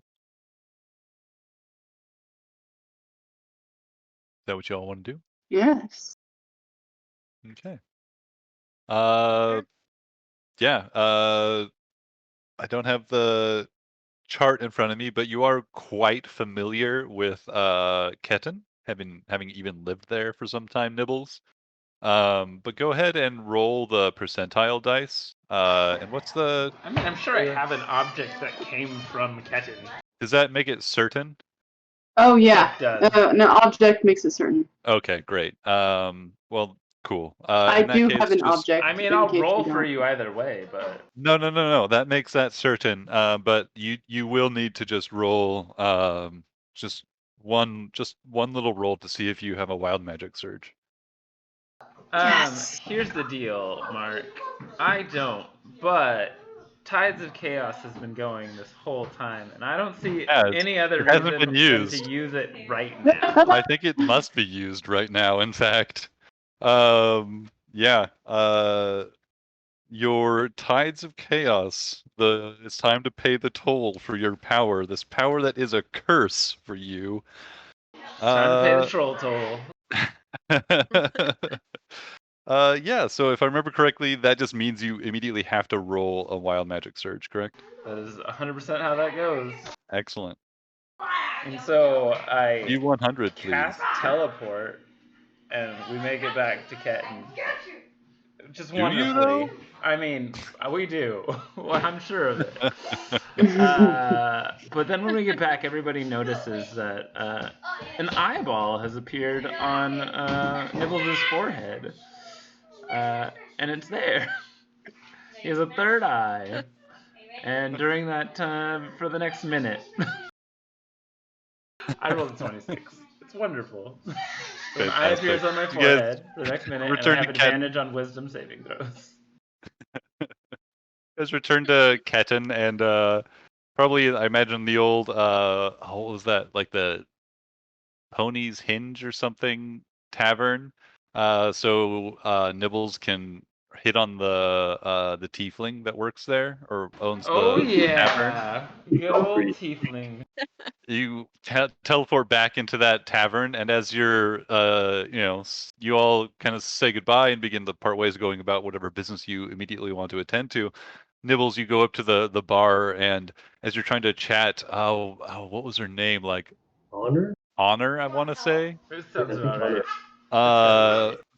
You're having like some amount of success. Give me a charisma check. I'm so good at these. That's a 21.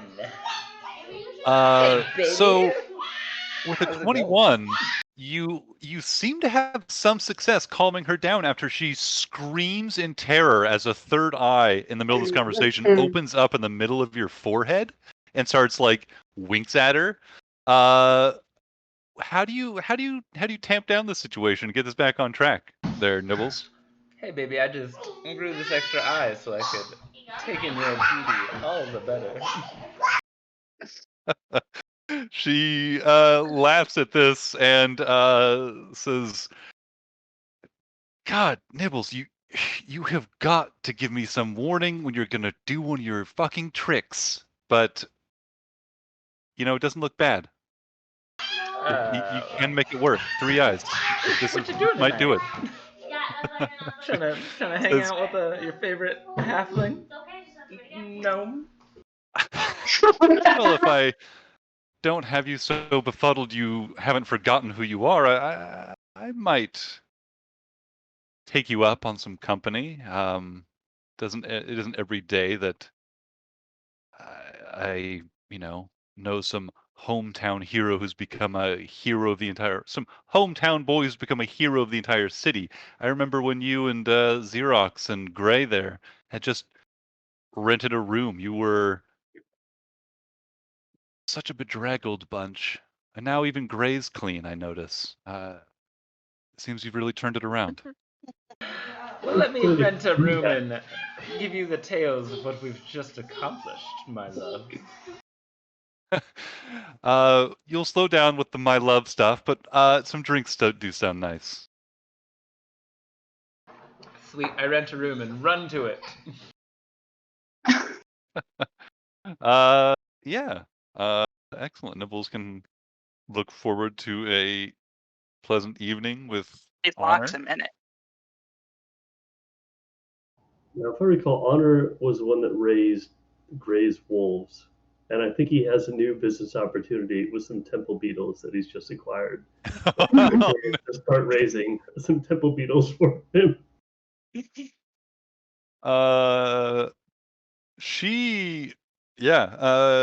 Yeah, go ahead. You go ahead. You go up and offer her these beetles and ask her to take them in. Raise beetles, need help, make money. Handful of bugs at a bar.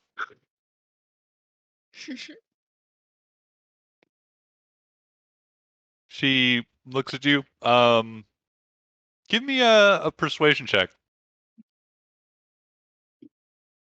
So 1 eye is a wink and 2 eyes is a blink. Is 3 eyes a thrink? Wait, sorry. Am I making a check? I apologize. No. 5. Gray is. 5. She looks at these little beetles you have in a sack, and she says, "Gray, honey, these stink. The wolves, at least, when bathed, were kind of cute. At least the tamer ones. I'm sorry, I don't want a bunch of bugs at the bar." Gray agrees, and then sneaks outside at some point, and then throws one in the now empty dog houses out there.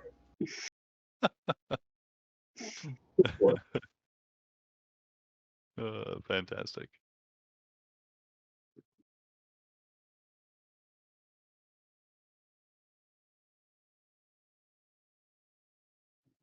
Now that we're back in Ketin, how do you guys feel about a break right after I ask the question? What else are you guys planning to take on here? Can kind of look forward to. There's already talk of a little celebration and festival, celebrating the survival of the city and celebrating the heroes and remembering those who have fallen. Sort of celebration event. Which is probably going to be taking place in a few days. But aside from that, yeah, you guys can also be thinking amongst yourselves, how long do you want to take before setting out on your next voyage or expedition, and what you want to do. So, do you guys want to have that conversation now or after the break? Well, let's go on break right now. Gotcha. And then we can All think right. about it. Yeah. Sounds good. I will take like a 15. Okay. Sounds good.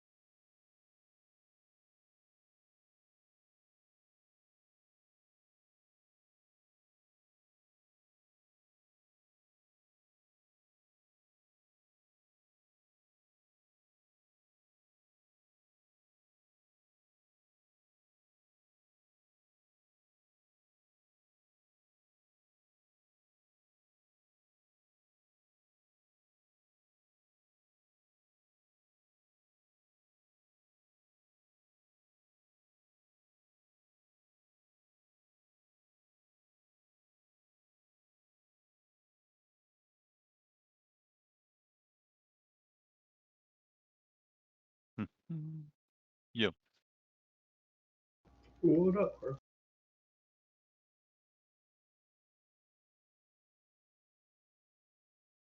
I got a odd question for you. Oh boy. Do you remember that water that I grabbed? We like saw a god, I think, rebuild themselves, or someone rebuild themselves by drinking some water. And a gray-head stag. You have some context for this event? It was, I think we're being teleported or something. And as we're being teleported, we like landed in this person's sanctum. And they drank some water and they like turned from bone maybe back to like having a fleshy body. Does that make sense? Does it? Anyone else recall this at all? Say it How one more long time. ago? This is quite a while ago. Okay. And I had asked you if Greg could grab some of that water, and you had said yes, but I honestly can't even place this like situation. Yeah, that's not ringing any particular bells. I'm just gonna delete this item. What happened? What item is this? I wrote Ilmater water, but I don't know if it was Ilmater actually water. Is it Oh. the last time we went to Ilmater, You were or is gonna it the try one that you and- just got? I think you were gonna try and get some of the water that we threw Xerox into to revive her, because we were going back into the same temple that we were in where we did that. I think you were gonna try and get some. Get Honestly, some. I can't even remember. I'm just gonna delete it because it's been bugging me, and I cannot remember what it's for. So it's Yeah. Anything that, just anything that you lose or you can't explain or your notes just aren't good enough, eventually that's just gone. Because I'm not tracking all those little things for you necessarily. The best idea of your whole campaign, though. You know, Yeah. like if Gray's whole arc, it was gonna be the one thing. The one critical moment. Yeah. no, I think it's the Temple Beatles. I think this is it. Yeah. This is the Yeah. their moment. If it's anything, it's definitely the Temple Beatles over Yeah, the Ilmater water.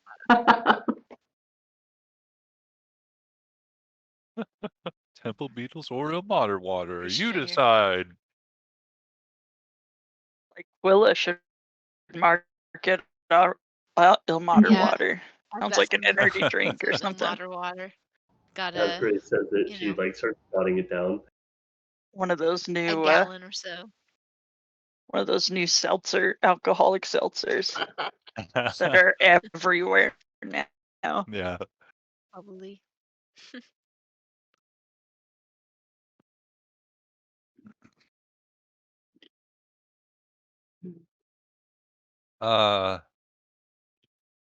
Awesome. So Gray or Nibbles, Honor asks if you'll be in town for the festivities in a few days. And as she does so, your conversation is somewhat interrupted as a slew of people come in to the establishment looking for lodgings. Honor,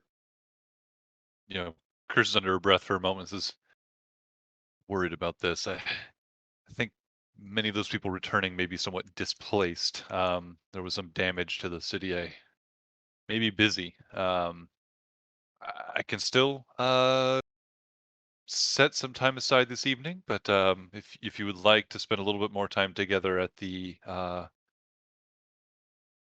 festivities, the party that's being planned to celebrate, us all not being dead, that would be maybe a more relaxed evening. Hey, I see you there. What, is this like an official thing? I don't want to. Are we labeling things now? What's happening here, Honor? Labeling things. I thought you just wanted to have a drink with me. I'm just saying I'm going to be busy this evening, and if you would like to have a more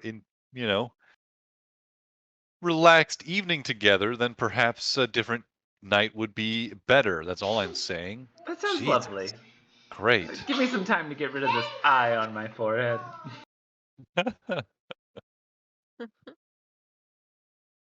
We'll call it a deal. Nibbles well- is very unsure if he's going to be at this event anyway, so. Says, well, put it on, I'll plan for it, and I'll see you in a few days then. If you would like to stop by this evening also, I could spare a few minutes for a drink and a chat, but beyond that, I may need to focus on business today. Wonderful. Well, I'm gonna go look for Beep Boop. I have some updating to do, I think. Well, till next time. Then. Till next time. And I run off to find Beep Boop with my wrench in hand.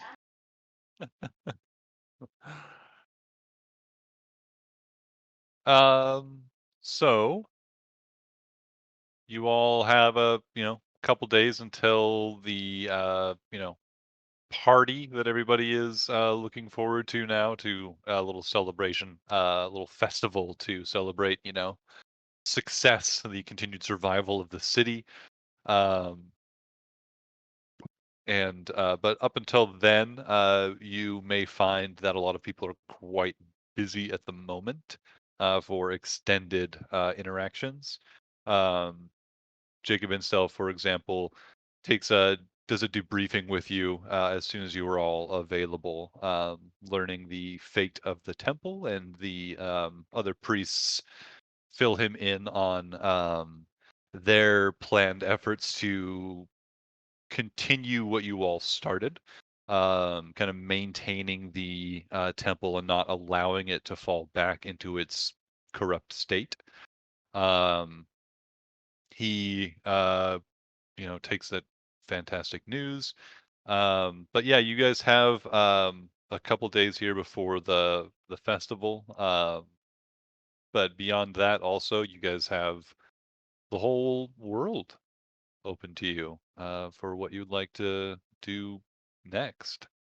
Does anybody have any other pressing things they want to take care of before, like a winding down and long rest, and just, anything else you guys want to do? I think Gray wants to go meet up with the Druid Circle and meet up with Colgrow. Even though he, dislikes her, really wants to find out more about this mushroom spore that's invading him, and see if she has any insight, or if any of the druids do. Okay. Probably a good idea. Is that something that Gray is looking to do or wanting to do, like tomorrow, or like in the upcoming period, like in the upcoming weeks, or what? With Tree Stride, he could probably Oh, you have Tree Stride now, Yeah. huh? Nice. So he Oh, could hell probably yeah. get out there Yeah, you pretty can knock quickly, that out in a hot minute. turn into a bird or something, so he gets even more movement, and just zip through the forest. He just gets bird in between trees and then teleports around the forest. Oh, that's awesome. Yeah, totally. Cool. Okay.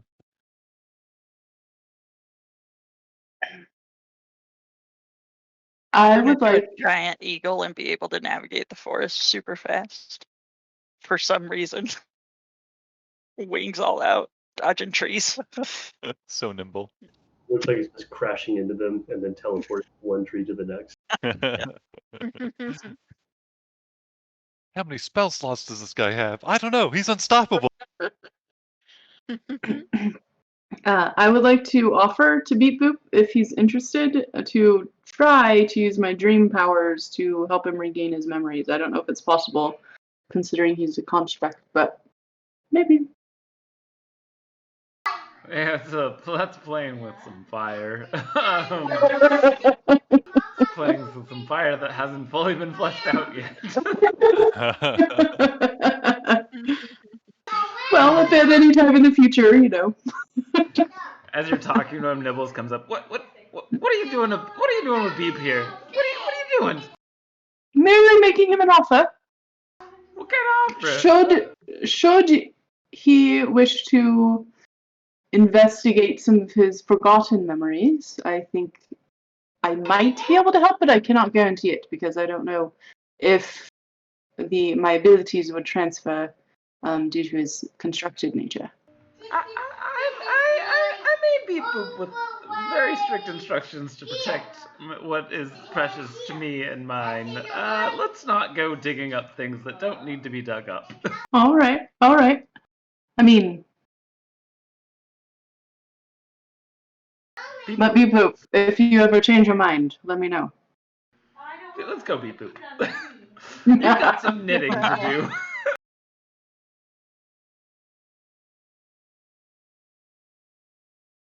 We abscond away to go level up together in peace. To avoid the backstory. Fantastic. And with everybody's ability to like teleport and tree stride around, you can just like, well, I'm gonna hop back to my home over here. No, we'll be back Right? tomorrow. Well, in the morning, I want to go back to Valkyrie for a little bit, but I just need to check in with some people. I need to find what was the name of that gnome? I wrote it down before, but then I forgot it. Yeah. He has a name. It's somewhere. Yeah. But I left him in Valkyrie, so we gotta go talk. Yeah. It's definitely in my notes somewhere. I'll find it too. I wrote it down somewhere. It exists. I would like to ask my companions if they've ever heard of anyone who has had the infernal writing on them and has managed to get it off. You have, but haven't told Nazira about it.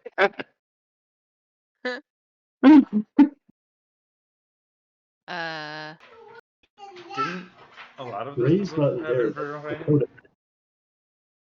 No, but there's one guy that Mark mentioned who you guys met in Valkyrie, who I did Yeah. not meet, They had who had tattoos. like, yeah, or scars that had been tattoos That wasn't or Jacob. something. I thought that was Jacob. Dakota. No. Dakota's character got tattoos when he made a deal with the devil. It was another person. It was Jacob's what's the like alternate or like the person there's the similar position in a different place. But anyway, it's the leader of Valkyrie. If you recall. Gluin. Gluin! That's right. The worst person ever. Yep. Forever the coward, Gluin. If you'd like to go to Valkyrie with us, we're headed there. I would like to. I think he still has the tattoos, but I mean, you could talk to him about it. I would like to do that. Well, off we go in the morning. Sounds good. Quilla, were you still interested in coming to the Feywild with me? Yes. I am. Quilla gets like a little bit like almost overwhelmed looking, but like she like readily nods. All right. Do you have anything But from she stutters, which is unusual for her. Where are you headed? Are you going to stay here, or are you going to head to Pasta, or somewhere else? I was planning to stay here and spend some time exploring what's been happening to me. Okay. Then I will send you a message when I'm free, and we'll meet you here. Okay. Now, beware that due to the temporal nature of the offset with the Feywild, that we may come back at a variant time not equivalent to the amount of time we spent there. So we could come back far in the future, or or this very next moment. Years far in the future, or I don't know how much it varies, actually. Actually, Mark, I'm going to make an Arcana check to see if I know how much it varies. All that. 24. How much does it vary? With your experience and you were conversing with the changing king, you know that it can vary like dramatically, like and seemingly randomly. However, powerful Fae can exert influence on this effect and control it similarly to how they can, allow people to keep their memories upon returning.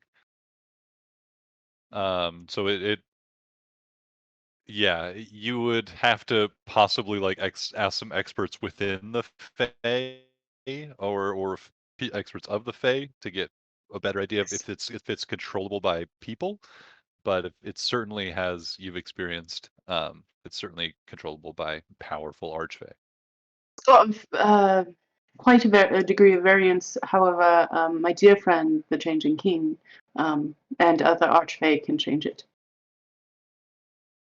So we wouldn't completely sabotage our present mission. Probably not. But there's always the gamble with the Fae, which makes it exciting.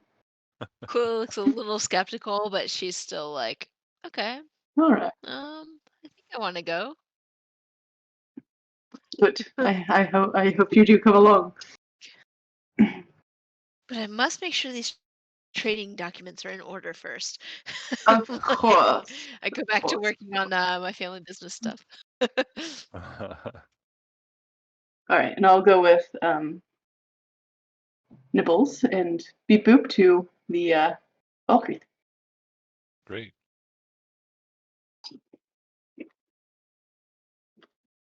Oh, but I wanted to talk to Eleazar too. I can do that afterwards when I come back to Ketin. Mm-hmm. Yeah, Quilla will just like talk with Jacob about like she wants like while we are taking some time, she wants to spend some time by herself, and so she'll look for a place. She'll ask for a room in an inn or something that's more private than the half decrepit mansion that we've been crashing in. I mean, it is pretty private. Like everybody can basically like find a room on a different floor of the place if they wanted to, because Oh, like okay. yeah, it's Well, like maybe it's I'll a just stay there big then. disused manor for the most part. Especially what remains after the Okay. subterranean floors were destroyed. Right. Don't Okay. pick any Well, of the then rooms with coffins in them. I'll stay out there. Those Yeah. were all downstairs. I thought that was a bed.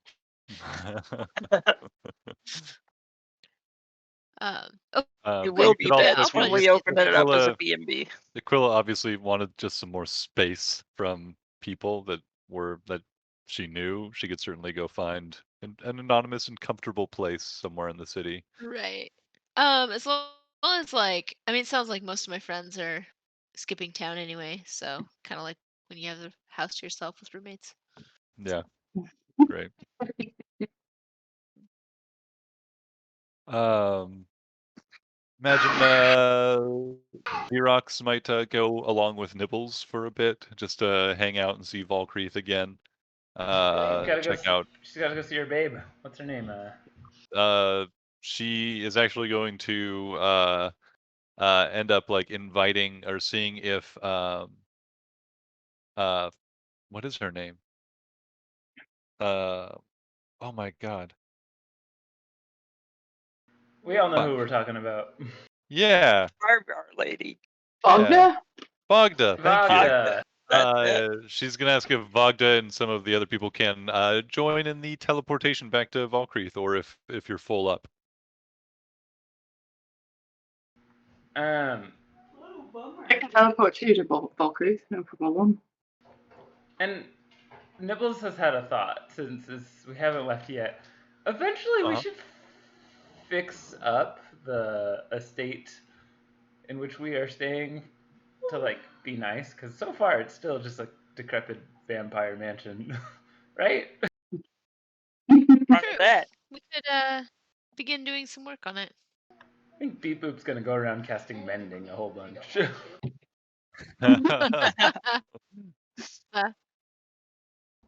Quilla will inquire with local merchants and builders to help with the things that are too big to mend.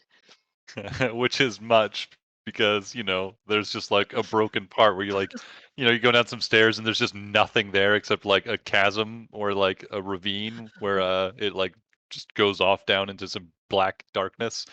And then there's like, if you know where you're looking, you can find little passage, like entrances to passage of the dwarven and tunnel works that are down there beneath the city. And yeah, the mind big flayer. doppelgang's There's back. definitely a mending isn't mind gonna flayer do down there. much. I would ask dwarven builders specifically to like help us like connect it, but make sure it's safe against unwanted intruders and like controlled access from below our mansion. Hey, does Beep Boop want to get with some of the dwarves to find out about mending that dwarven strength belt? That'd be cool. I remember you talking about that and saying you wanted to do that.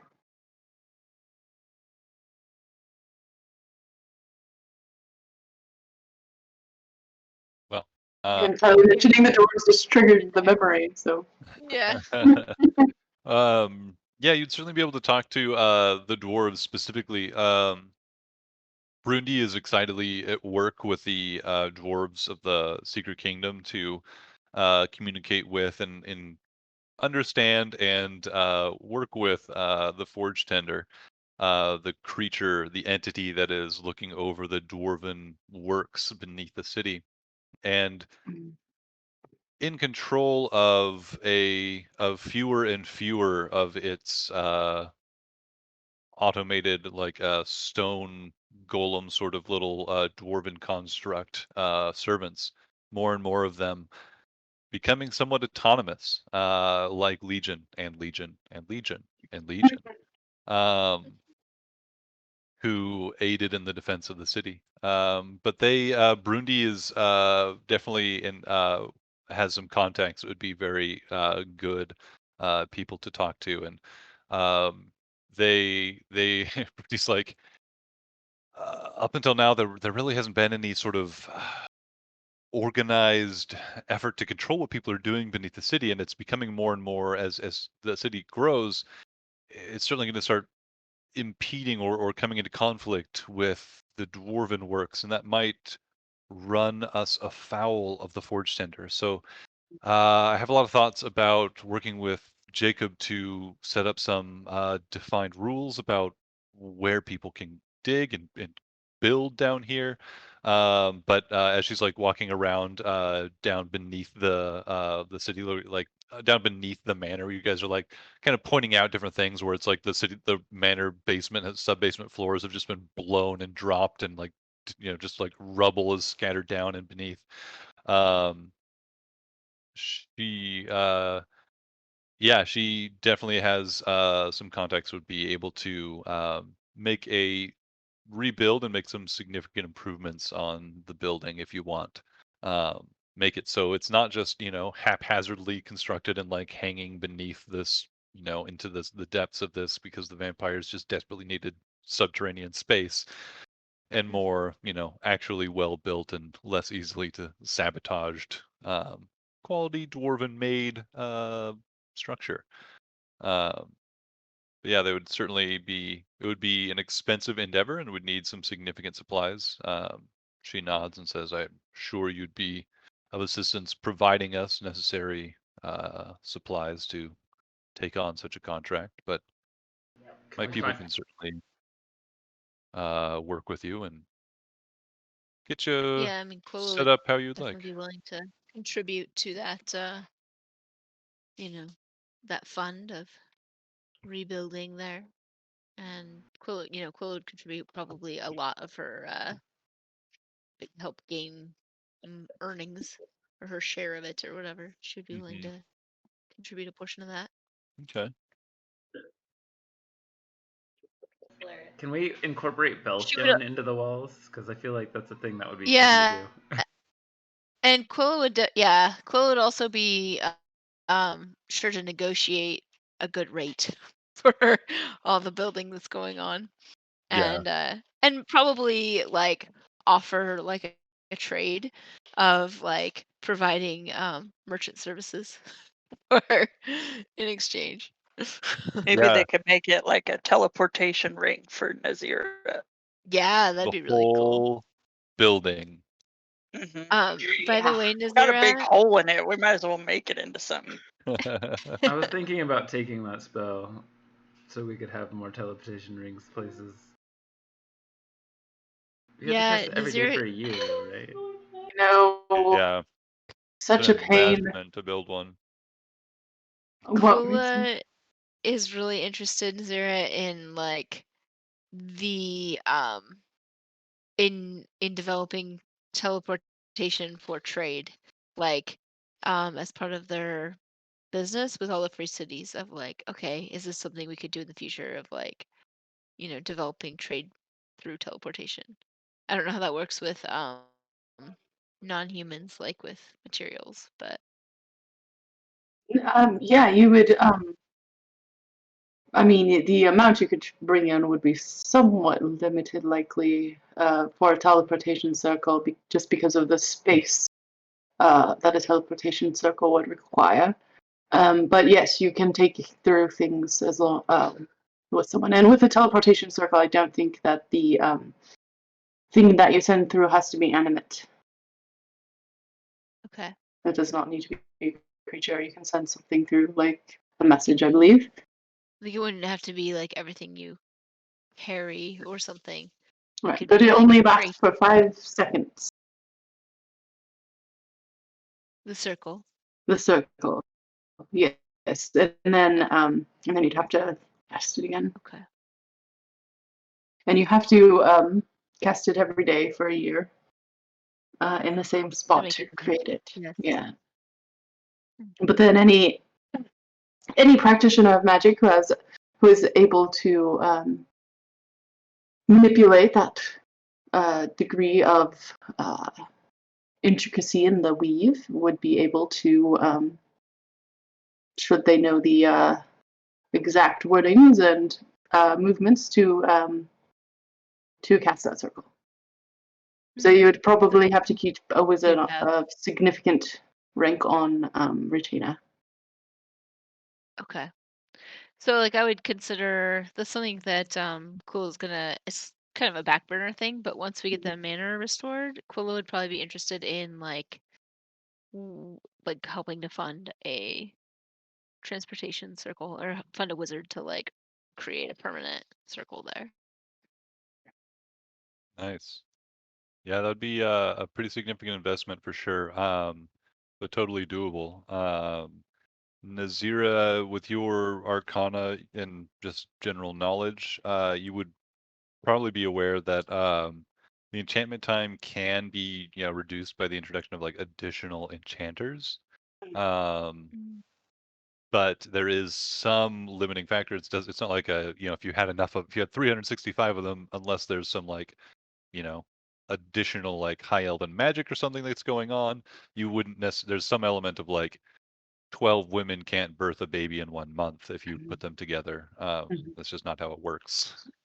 So you could reduce it, but it wouldn't necessarily be able to get it down to like a day unless something else crazy was going on. And that number of casters is relatively rare, especially in the free cities. And it'd be severely limiting anything else they'd be able. I mean, that's typically anybody that can cast that spell's gonna be if not their highest level ability. Yeah. And, it's gonna tap them for the day probably. Probably like we would want to hire one person and then like with help them like or have them just like kind of note that if they know of another caster who could help them on any given day, like add that person to it, and we'd be happy to pay them a rate for that day's work. I mean, I say this without knowing how much it costs and without knowing how much money I have to spend exactly. So, this is theoretical at this point, but it's something that Kula is interested in. Casting like a high level spell every day for a year. I imagine that's pretty expensive. Gotta be pretty expensive. And Quilla, like in her like pipe dream of building her family's company, is like, maybe we could do this in all the free cities. Like like she really wants to like network the cities through teleportation. Money You is no could object. feasibly, I suppose, establish some sort of magisteria or mage or wizard consortium that could oversee magical transportation means and have a Looks like variety of one- network nodes. Do you think, know of any Nazira, that wizards who this- like money? We all like money. Wizarding is expensive work. It is very expensive. Yeah. Nazira, do you think I mean, my family's company would certainly be willing to share this teleportation circle Here for we the go again better with the family's three company. No, I'm cities. kidding. Yeah. You know, I mean, if we could maybe make this a city project and incorporate all 3 cities, perhaps share the burden and also expand the, you know, the wizards involved and who would be willing to kind of create this network. We could. I think that would be an interesting proposition. And you could also then link some of those circles to your other partners, say in the far west. That makes me nervous. My family does not do business in that region. Oh, well, I thought you set up a.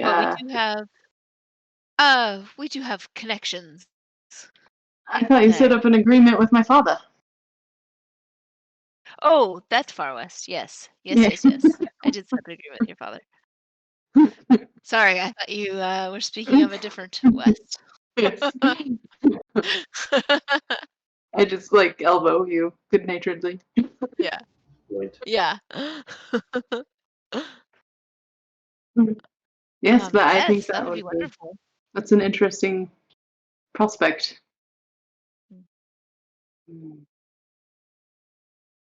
I bet the Imperium doesn't have that sort of capability. A network. Mhm. I mean, that could be very advantageous to all the cities. It could be.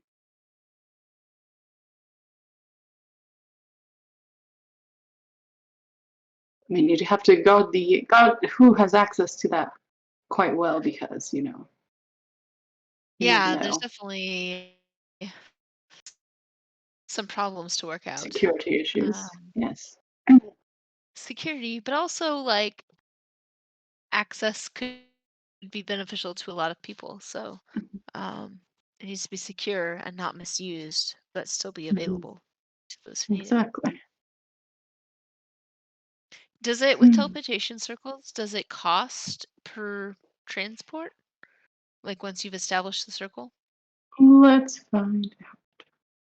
That's a good question. Pull out my Like- very intricately decorated but well used spell book and look it up. Let's see.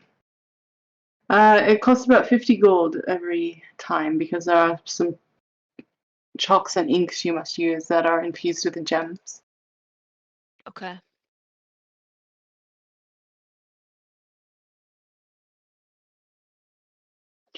I think if you're going from one circle to the other, then it might not cost anything. Yeah, Like from I one think, permanent yeah, I think circle to that the other. there would certainly be some limitations on how many times, like the regularity, the frequency at which those could be used to cast to one another. But I think if you were standing Right. on an enchanted circle, teleporting to another enchanted circle, and you knew like the sigils involved or somebody there knew the sigils involved, they could activate it without necessarily consuming a spell slot. I would say there'd probably still be like a financial cost, and there'd probably still be, a limitation on how many times that could be used. But it Each probably city would wouldn't probably need to cost the have actual a. spellcaster's spell slot potentially if they were going circle to circle. I was thinking it would cost the spell slot, but not the monetary. Because you use the monetary to draw the actual sigil on the ground. Yeah, that makes sense. Yeah, I'll flip it. Use the spell slot, but not the components. That makes sense. Okay, that makes sense. So it'd cost. Okay, yeah, cost a spell slot, but not financial cost. Yeah, because once you the wouldn't circle be is you wouldn't be established. actually drawing the circle with arcane instruments or your fancy chalks and stuff. You would just Yeah. be using the already enchanted circle, but you'd have to activate it with your own arcane power, or have somebody on site activate it. Okay. So you So get a new like, if wizard, this were to right? be a established network, yeah, you need like a wizard at every circle, kind of managing it, Mhm. and you could only still do a few per day. But Hmm. okay, I mean that could be a premium transport option, and also be of great value to network the cities. Mhm. And to be able to like teleport 9 people, and so there'd be situations where it's Useful like, to the big help gang. Yeah. yeah, there'd be like Mhm. situations where like like they have a plan where like several like 3 diplomats are going to this so and so city, and it's going to use the teleportation for the day or whatever, and they're also going to be like, well, 6 other people who happen to need to go to there can like enter a lottery or whatever. There could be any number of schemes Right. to make it Yeah. Different useful and cities could have also communal or something. ways to And make if you that get work. them on the different planes, you could get valuable goods from other planes. Oh yeah, Interplanar travel. could capture some of those Goods. flying heads from Pandemonium and bring them back in cages to scream at people. Right. Pure That's just water what we from learned the in elemental plane of what water. The most what could I delicious thing only you've drink ever tasted. water from the plane of water. We can bottle Bottled at that the water source. and sell it for millions of dollars of gold. Zero wakes up every morning, walks into the teleportation circle, does the enchantment, reaches her arm in with a glass, and then pulls it out with like a glass of water, drinks it. Yep. Ah, so refreshing. Big help Endless gang turns supply into of Nestle, gems. bottling water at the Yeah, source, right? no matter what the cost. Perfect. Hey, we keep the Olympus hired, all right? There's some poor water elemental on the other side that you're like scooping water out of. It's like, Stop it! stop! Every time!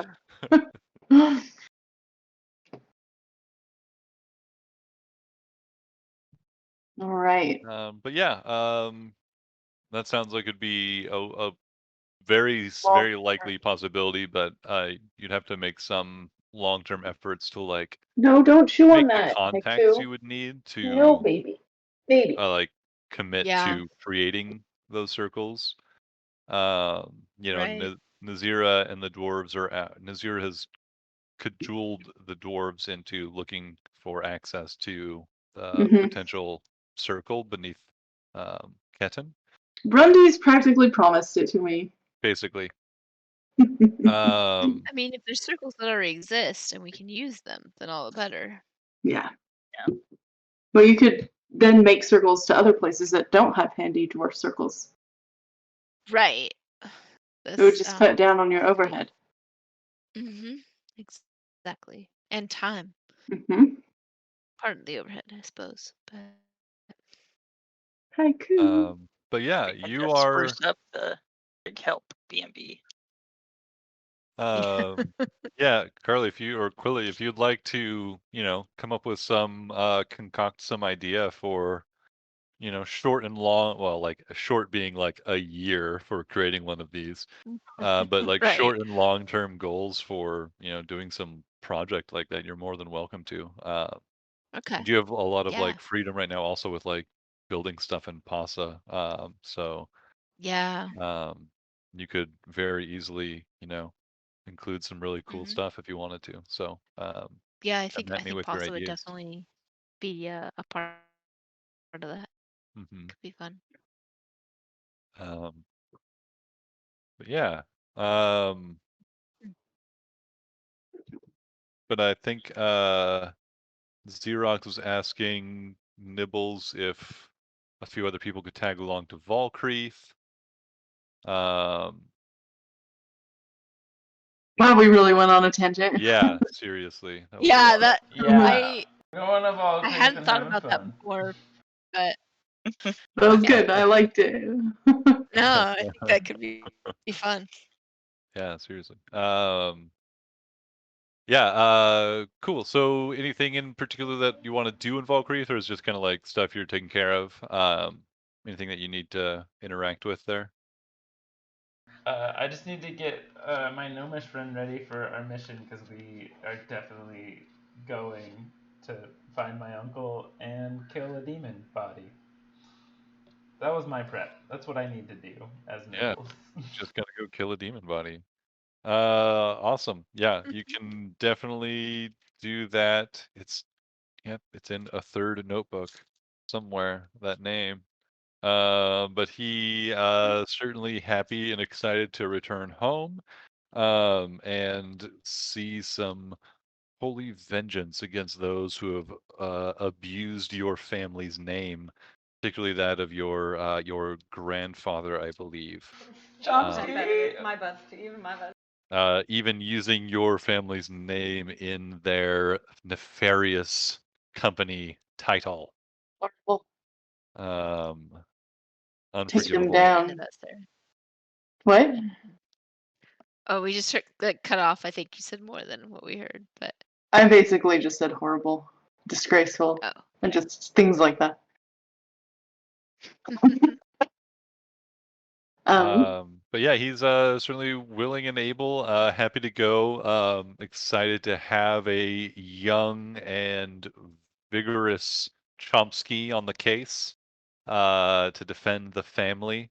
Also, does he have like more information about what's going on? Like, what can he Yeah, tell us about Erdura? And it doesn't have to be right now, just in case it wasn't prepared. But I'm yeah, curious I've what got the mission certainly holds. some broad strokes right now. Names and stuff obviously might have to wait until I get particular materials. Unless it's in this third notebook. Nope. Finish all your notebooks today, Mark. So many. He tells you that your grandfather, who has been a somewhat of a legendary innovator and tinkerer, inventor, he never went like properly commercial. He kept on just like having a family, his own little like shop, and never started like a business like so many gnomes have in Ordura, to extend their influence out. And your grandfather back in his prime, back before he kind of like started, his mind started to go, would have railed against these gnomes who were not in it for the right reasons, the thrill of innovation and desire for learning and creativity and craft. Your grandfather famously never made the same thing twice. So he would like make some invention that he like would create that was like the perfect thing for some maybe very niche requirement, whether it be like some craft that he or job that he had like just like become interested while walking home, like seeing some craftsman or industrial worker in Ordura, and then like seeing them work, and then like coming up, having some inspiration on how to like either make their job better or safer or more interesting. Sometimes just like they're like, that person seems bored at their job. Let me see if I can make it spice it up. So he would find inspiration from weird places, but famously like never make the same thing twice. Like people would sometimes like backwards engineer his stuff and like make similar things, but never up to the same standard.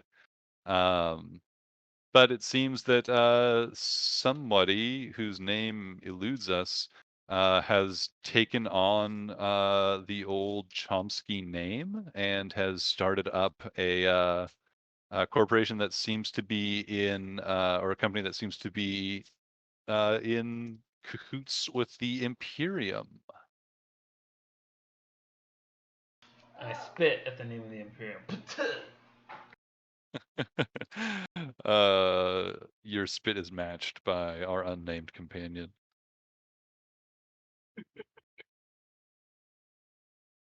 Well, in the next few days, I mean to make out for Ardura and reclaim the family name.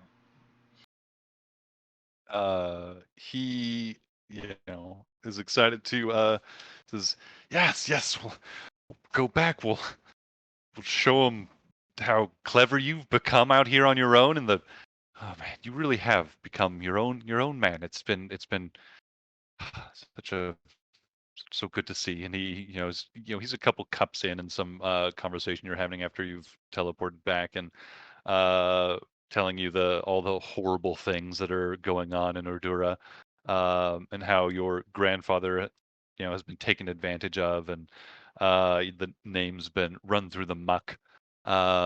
He mentions also that um, uh, you heard this, I believe it was from him, that the people that the gnome that has kind of like taken over your family business, um, made it big by making a deal with the Imperium, wherein he believes that this guy facilitated the transfer of an artifact that was taken from that strange building, that Temple of Doors out in the near the Bone Wastes Mm-hmm. that you've been through a few times. That like shard of it, he seems to have. He believes that this gnome has sold it out to the Imperium, and the Imperium rewarded them handsomely, allowing them to kind of take over the company and establish themselves and get this position. Which all happened fairly recently, but they've had their eyes on it for a long time, like weaseling their way in, trying to get more control over your grandfather's name and estate, and commercial, venture, or authority and stuff. But it seems to have finally been successful by their connection to the Imperium.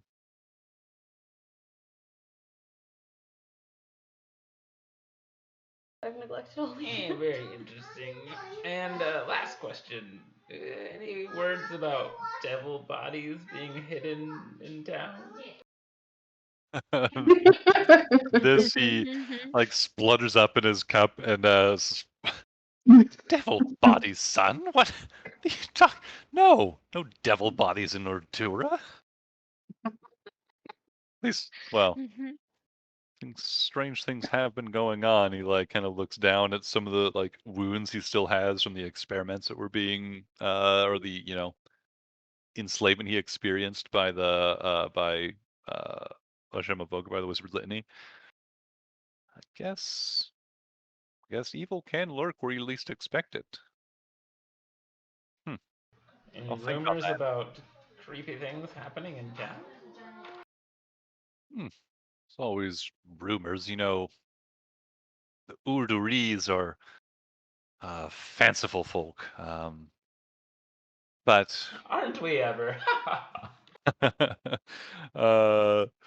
he says that no rumors about a devil's body, but that woman, she was a conniving one, and I saw her take different forms. If it's possible that she was in the city and no one even knew. Maybe she keeps that body somewhere safe when she's not around, somewhere secret.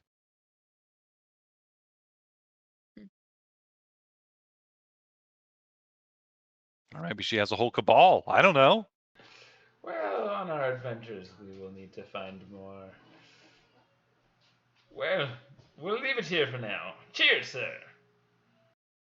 Cheers. And we drink ourselves stupid. Fantastic.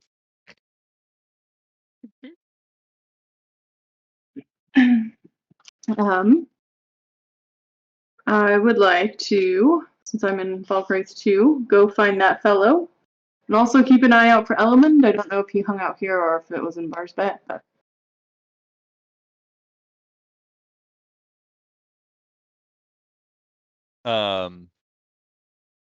Apologies. You are doing what now? talking to Gluon or Gluon or Glyon or whatever his Galuin. name is. Gluon! Yeah. Yeah. Gluon. With Yeah, you Elmers. could find Galuin dealing with some city business, kind of managing these, various there's Valkreath has very quickly become a significant hub of excitement as, significant like all these orders for things are coming in very quickly through magical and other bird travel and other means, and they were already expecting a huge uproar and shift of things. So like the city is like in losing this connection to Gwengold Imperium, like they know that like hard times are coming. So like the whole city is like up in like an anthill. Just everybody is working to like lay in stores to like manage some trade. Like all things are happening simultaneously right now. And at the center of much of it is Galuin, like working with many of these like merchants and other folk that are bringing in caravans and like planning some things. You walk in and he says that no, I have on good authority that we'll be having some assistance on the number of wagons and caravans we can expect.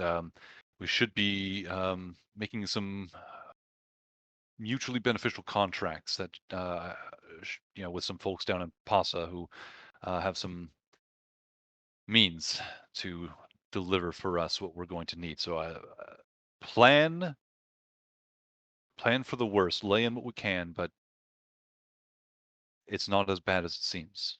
And few people, kind of nod and exchange a few more words, and you walk up after giving them a polite amount of space to wrap up, I imagine, after catching Galuin's eye. He introduces himself. You cannot see any scars on his body as he's wearing, appropriate clothes for the weather of this time of year. We haven't had a time to rest yet, right? I would say, yeah, you guys went to Valkyrie like immediately after. Yeah. We would have had to have a long rest because I had already burned my slot to teleport Oh, back, that's so right. we would have had to Okay. sleep one night at least. Okay. Well, in that case, Vitario probably has some scolding to do as well, but we can do that later if we want to continue the scene. During your trance, you were noticeably alone.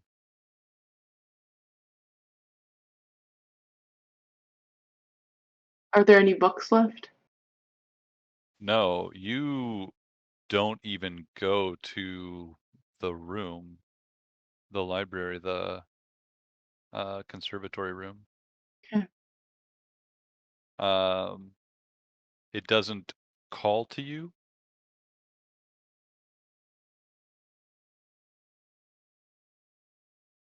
Could, if you wanted to try and call to it instead. I'll wait until the Feywild, Fair enough.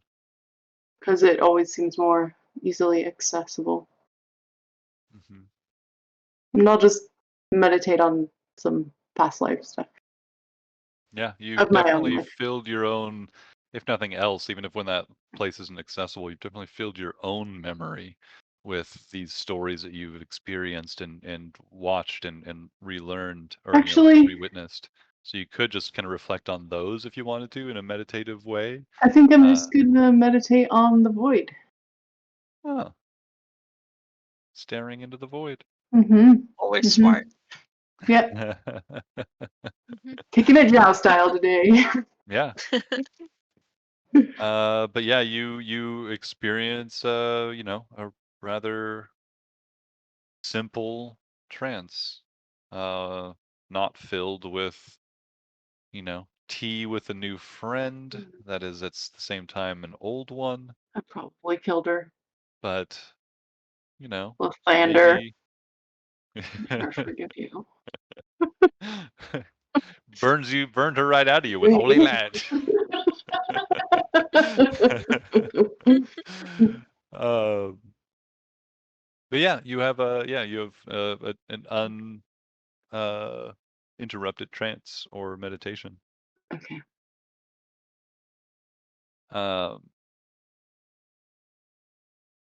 Where were we before that? Oh yeah, sorry, Gluon.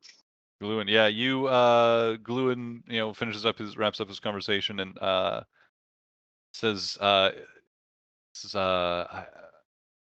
don't believe we've been introduced, but I suspect I suspect you were Nazira newly among the big help gang. Indeed, yes.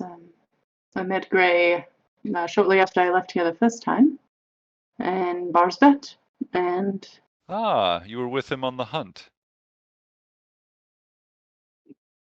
was it the hunt? Was it the hunt? Big Hunt Gang. Was that what it was called? Yeah. Yeah. Oh, I thought it was the Big Little Hunt Help Gang. Gang.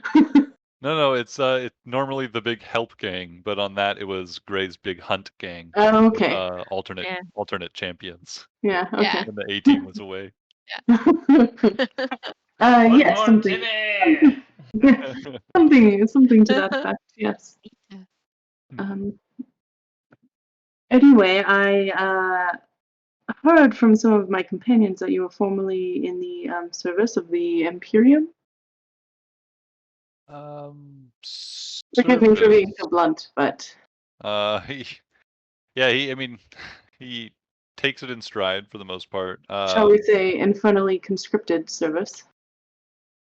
It's complicated. I would like Would to you know like more. to sit and talk? Yeah, I would, absolutely. You're in a large public building office chamber that's not his private chambers or anything, but it's where he where he goes to work for the city. There is, however, a little a few decanters of some wine and spirits and stuff. So he offers you a drink or some water or anything else you'd like, and you retire to a comfortable little side seating area in this larger chamber. He says,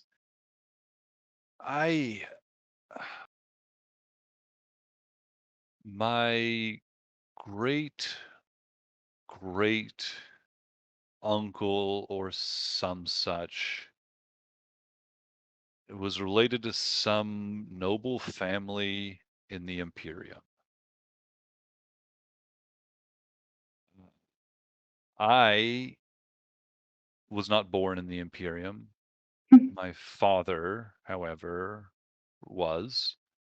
still considered himself a loyal citizen, even as he took up opportunity among the colonies.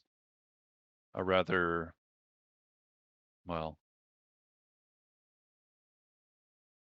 one he felt obligated to. He did his time in the among the Crusades, working for the military of the Imperium, and was, of course, rewarded with the city that was his father's, which was little more than a village, Falkreath. It was founded some 130 some odd years ago. Anyway, the line is complicated, and I've lost interest in tracking it or caring about it. But when the call came out asking all loyal sons and daughters of the Imperium from a certain number of families, a list of families, return for,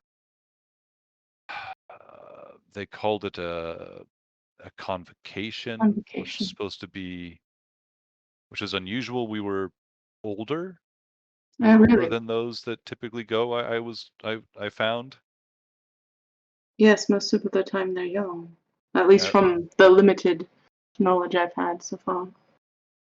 Which is those that were gathered up. We saw another group of victims to this thing. They were all younger than us, like, children, or oldest one maybe early teens. A few older than that, but all of us, we were all over the map. A few that hadn't been walking more than a few years, I would bet, and many of us that were nearly of age. I was 13, 14, I think it was. But there were quite a few that were older, most of them, in fact. But we were all children of these families, or distantly related to somebody in the Imperium, and we were all brought in, and I didn't want to go. My great uncle stepped in, forced the thing. It was, doesn't really matter. Most of these people I'm talking about in my family are dead now, so. But anyway, I went, and they did something to me. I didn't even know that they had done anything for the longest time. I felt like I got really hot and I went unconscious during the event, and that's all I really remember. And I woke up at a hospital with some priests looking after me. They said I was coming down from a fever. But that was all that all happened to me, or so I thought. Then I started having these dreams, really bad ones. I just wake up sweating like.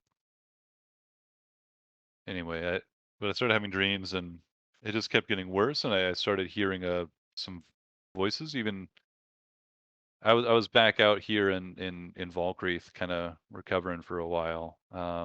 They gave me some time to figure out what I was going to do, if I was going to follow the family business and go out and prove my worth serving on the Crusades, which, my father said he never actually did anything, got him drunk, and it's just all, it's stupid. But anyway, I'm sorry. I haven't talked about this in quite a while. It's quite alright. But anyway, I started hearing the voices, and I started feeling uncomfortable in my own body. And then I got really sick for a while. And that's when my mother came back.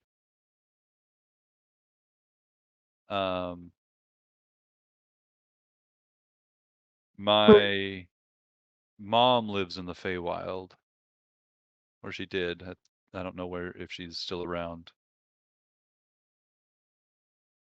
Who was your mother? Aelwyn? I look to see if he has any traits of Fae. None Evident. apparent. Yeah. I mean, if he may be like, half elven or something, like a distant of like not very apparent ancestry, but he looks passing for a human typically. Was she Eladrin or? I didn't know her for a very long time. I spent a few years in the Feywild, I think. She took me from my father, and we spent a few years I can't really remember much of. So I think I was like 5 maybe when she dropped me back on my father's doorstep, and he took care of me for a while. But she I hadn't heard from her since then. But when I was sick, she came back, and they told me that like it was, I was just imagining it, or it was like a fever dream, but no, she was there. she showed me this writing all over my body that I Yes. couldn't read, Yes. and she drew it out of me.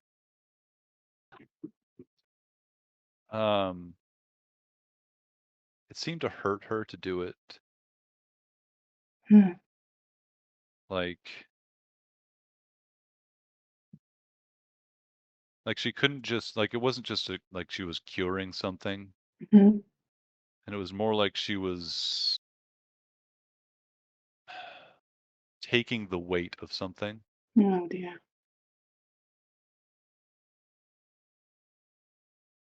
But after that, like it hurt like hell, and after I think I passed out again, and when I woke up, she was gone, and I had these scars on me where that writing had been that I saw, and like I was in and out of it for a while. They told me all sorts of stories to explain why this, what this was. Like no one really wanted to look at it seriously, and I remember what I remember, and no one talked to me straight in my family, or the people from like the priests from the Imperium that looked at me, and Well, they would have cause to lie, wouldn't they? if they were, yeah, I mean, I don't know if the people I talked to were the same ones that were in on, like, I don't know. But I learned just to, you know, take the gift that my mother gave me, I guess, and move on. You said her name was Aloin? I think Aelwyn. Aelwyn. What did she look like? Like I said, I barely remember my time with her, and when I saw her again, I was Right. out of sorts. More than anything, I knew the smell of her. What does she smell like? Smells like, the smell when you know like you're nearby a river. Mm-hmm. There was that, and then there was just this smell of some flowers, but mostly just some really strong like thyme or some herb that was really pungent. But I never was able to quite place it, and I've only smelt it a few times that I remember now, but it was a vibrant smell. It tickles the nostrils.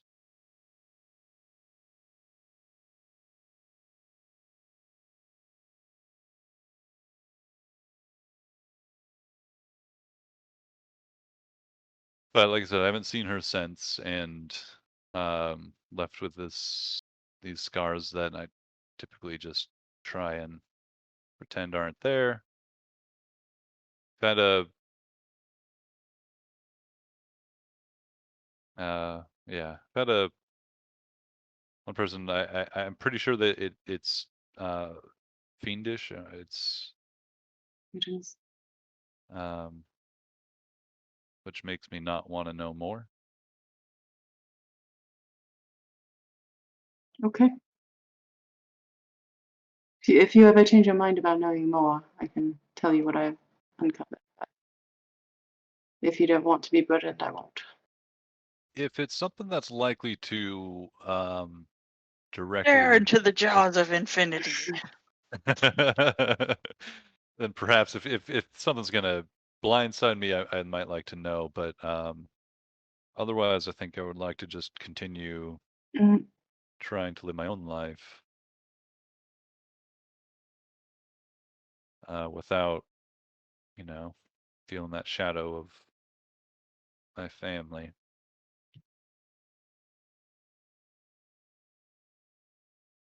there is.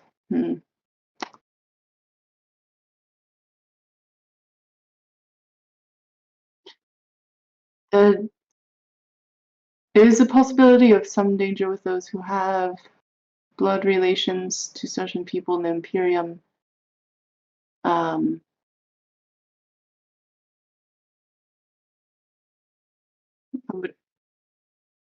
create a sending scroll for you to send me a message if you could, if you ever ran into trouble, but I don't. You can't cast magic, can you? Unfortunately, no, nothing like that. No. Yeah. All right. Well, I will check in every now and then to make sure you're all right. Well, I appreciate your concern. And if you think of anything that and certainly anything that may compromise me, that may harm the city, I'd like to know that as well.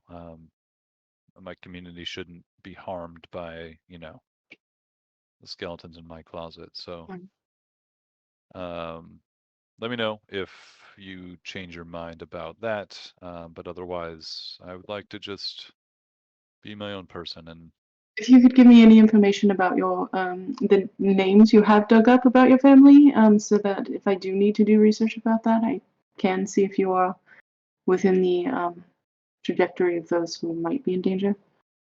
I have a few things I might be able to recall and gather up. I'll compose something for you. I did take some delight in burning a few old memories and tokens of those my family, but I'm sure there's some things that could be of use. I'd like to say you are very, very fortunate. That's one way to look at it, and yeah, I could have been worse, I suppose. Yes.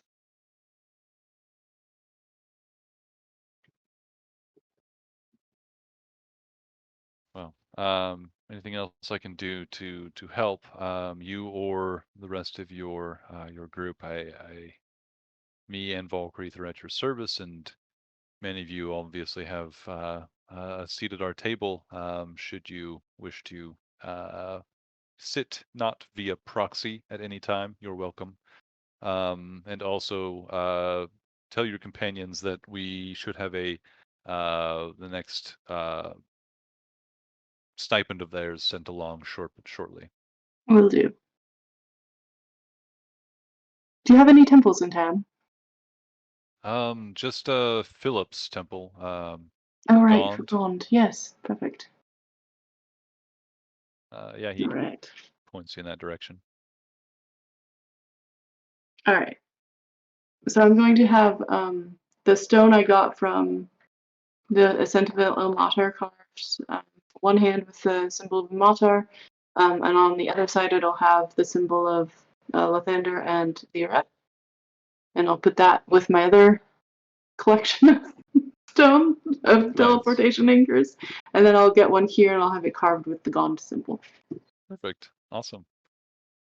Add them to your library of locations. Yep. Back in Ketin,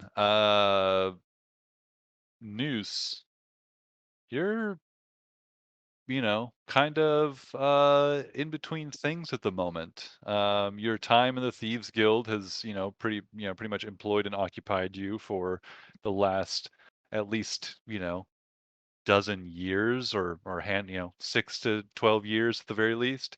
You've been a pretty significant part of the organization's flourishing and establishment here in Ketin. You've had some really hard experiences though recently that have probably wrought some changes in you. Your psychic and psychological torment at the hands of a seemingly a devilish woman wielding divine powers, whispering into your mind while showing you illusions and visions. Your torment lasted about a week of this in the dungeon beneath the slums in Ketin. But, you could check in back at the old Thieves Guild, see how Gareth Nimblefingers and the others are faring in the aftermath of all this. You did see some of them out there helping in the defense of the city, and They've also, provided some amount of assistance to just like this, logistic side of things. And helping actually worked with Krella the Devil to aid in like kind of getting their criminal elements to help like synthesize a little bit easier into the city and supporting the city a little bit more openly. So they've had their hands full, and they all Garrus, despite running a thieves guild, is somewhat understanding about maybe people who've been tortured horribly for a week need some downtime or some time off the clock. So you have not like received any word, you have not been summoned or anything like that. But what are you up to during this period? I think Noose is gonna use all of his newfound, power, money and influence in the city. Try and hunt down Whispered Litany. I think he's gonna be pretty consumed with trying to end her. Doing whatever it takes, even if he has to go into the hells to get her. So he's going to be preparing himself, doing anything he needs, researching, hunting down demons devils, and will make dark pacts with anything that will get him to what he needs. Know Man, that you she's the could've- devil, and maybe the missed that. demons will have something to help combat her. You missed your chance with Gorthalax. I know, Gorthalax. I tried to get one of his chains. One of those chains that was the same size as me. Yeah, right? You're like, go chain, and just like Chain. flop, like you throw like one link of it like 1 foot forward, the rest just kind of just falls right there. And then it constricts me. No, chain, no. I'm your master now, not that powerful pit fiend.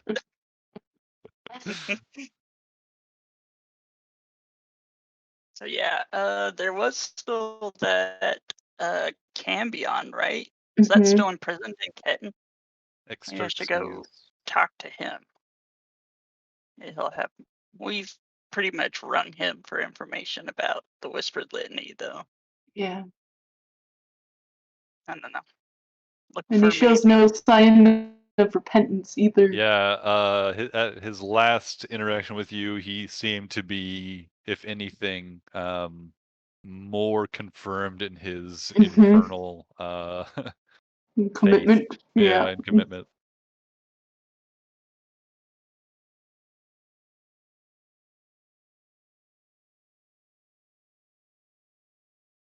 Okay. Maybe I should go kill him. Send him back to the hells with a message. It's always an option. Yeah.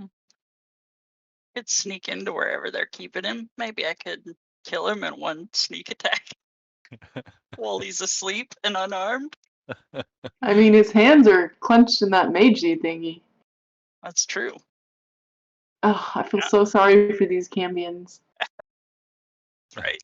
They were children that got turned into them. I know! It's horrible. Zero wants to save them. He's probably begging for the sweet release of death. I mean, he's just gonna go to the hells and scream, save, only worse. Yeah, but he'll have a message for the Whispered Litany that Noose is on his way. She better watch herself.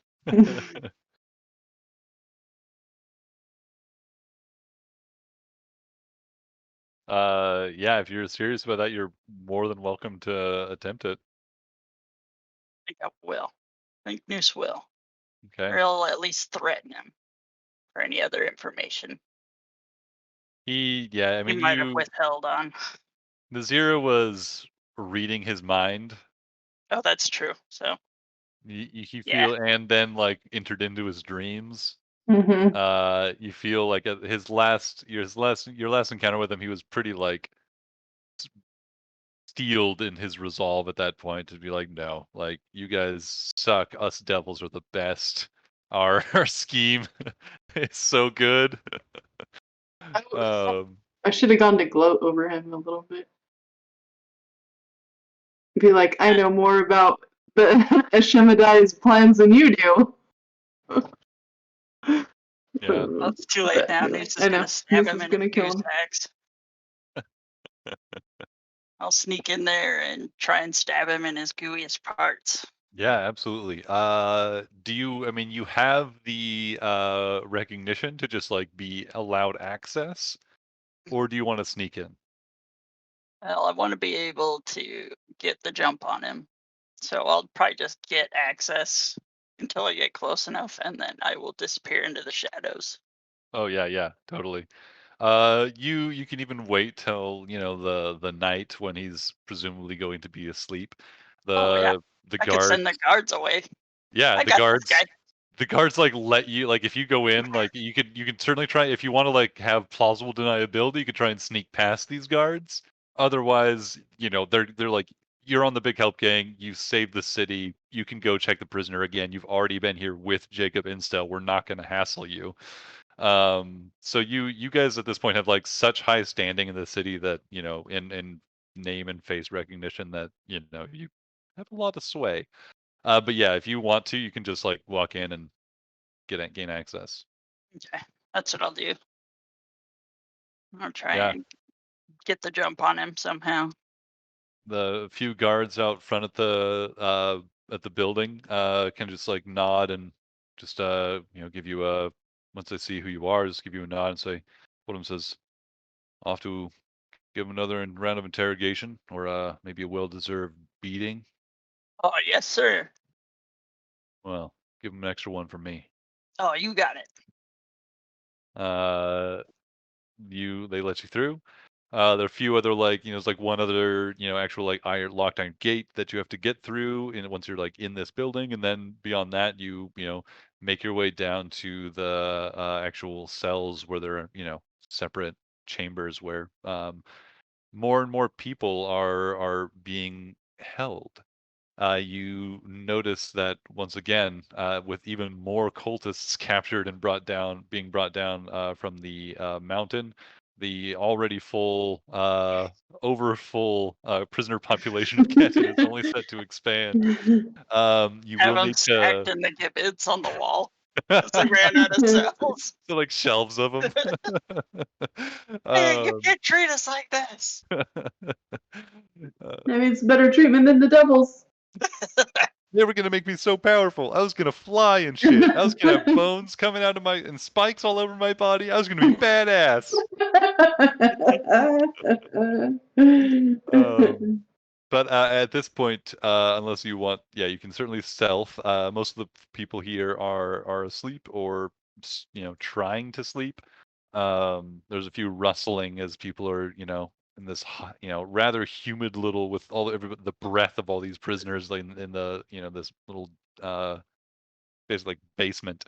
It you'll have to stealth at this point if you want to go unseen. You see that Xerxes in the back is laying down on their little cot. They do have their own cell. Weeping to himself silently over his poor mistakes. You seem Quietly pretty plotting unrepentant about that, yeah. how he's going to murder each of you someday. Yeah, right. That's like it. If only I can become more powerful. Mm-hmm. Okay, I'll sneak up on him then. Okay, yeah, give me a little stealth check. Devils are great at deception and self-deception even more so. So that's going to be a 33. Yeah, even with a rather high roll, you are the knight stepping through this chamber without a sound. You are quite confident you are down there looking in at the you are down there unnoticed looking in at Xerxes in his cell. He does appear to be asleep, but he's at least laying there quietly. Give me a perception check.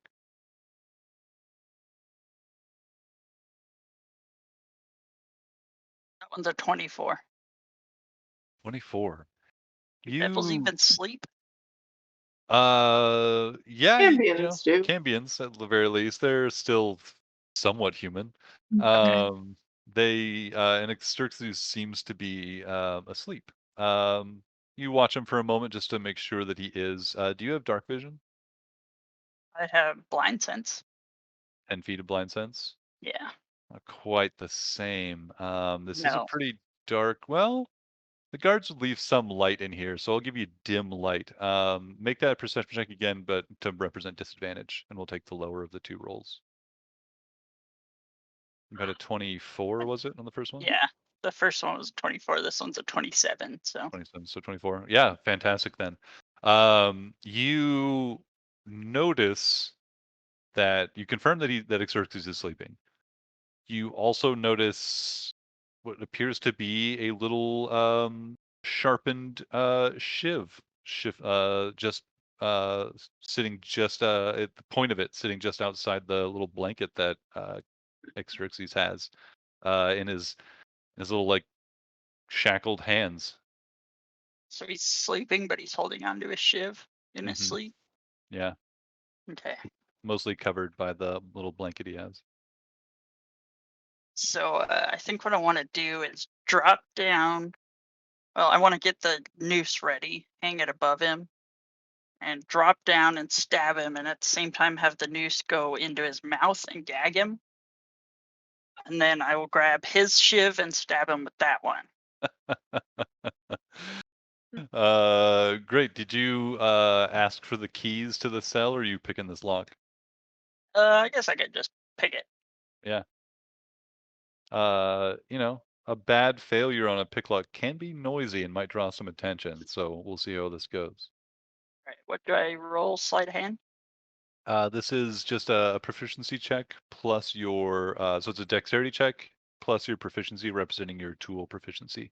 And if you have like double tool proficiency or whatever, because you're a high level rogue, you remember to take that into account as well.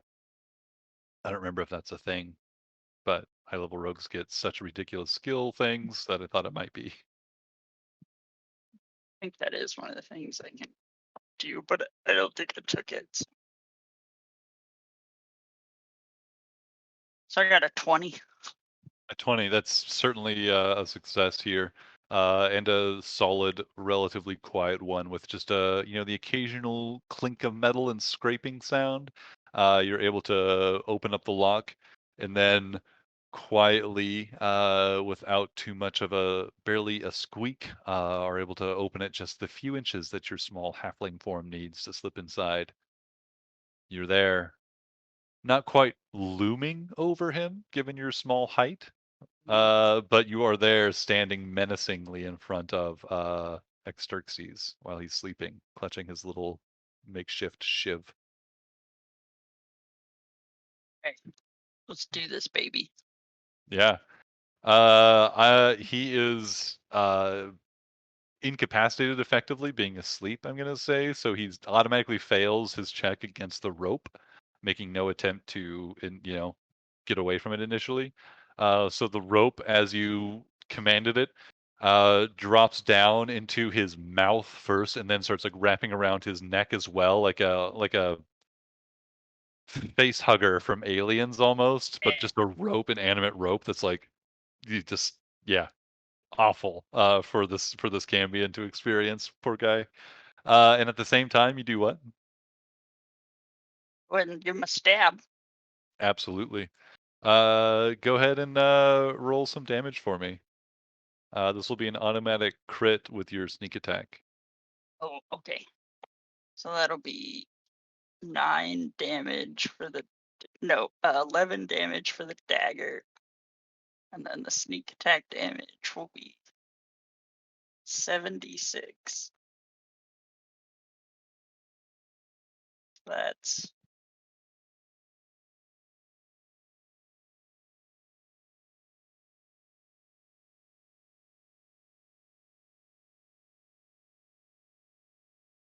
That's 74 plus the 13.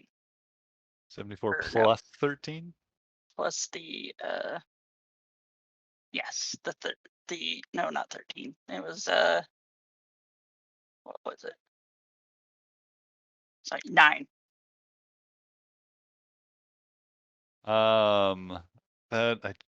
That's so close. I need to check that HP again. God. So 74. You said 74 plus 9, so that'd be 83. Mhm. The Cambion hit points, which Xerxes the lowest level, is just a pretty generic Cambion from this. Mhm. 82 hit points. Oh yes. Oh. Wow. As he's dying, I tell Whispered Litany, I'm coming for her.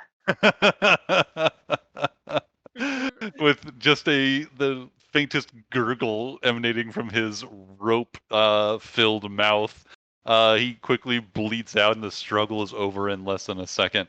As you've just like severed both arteries in the neck, and he's like just passed out almost immediately, dead in just seconds. And he hopefully heard your words to take them along with him back to whatever hell he came from. And then I'll kind now of he wipe can. his shiv in the blood and put it next to him and sneak out like he did it to himself. Nice. Just because I can.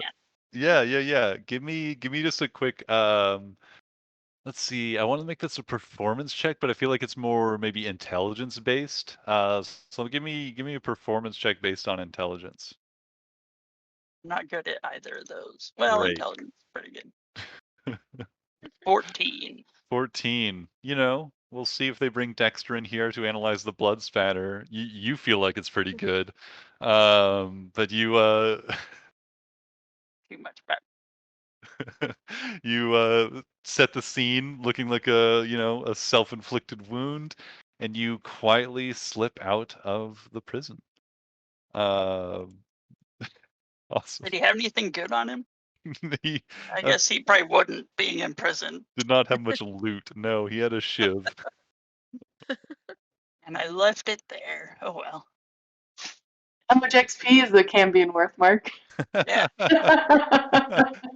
Yeah, you can add your, we're definitely doing XP Doing values. XP values, So absolutely. you can definitely add this XP.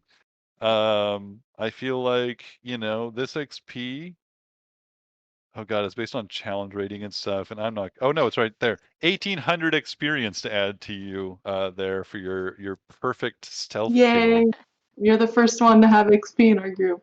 Several Yeah. people have been granted Oh, really? handfuls of experience Oh, points on wow. occasion. I've given them Wow. out by the 1 or 2 in the past. So Ryan Wow. really earned it Nicely this time. done. Big winner this Yeah. time. Ahead. At this rate, in about like 400 sessions, somebody Yeah. might level up. It even be more, yeah. Cool. We got the most yet, and I can imagine I got, At this, maybe at 1% 15, at the next level. yeah, level 15, you need so much to get the Oh, next man. level. Sure. You would just have to be murder hobos. Like, that's all you would do.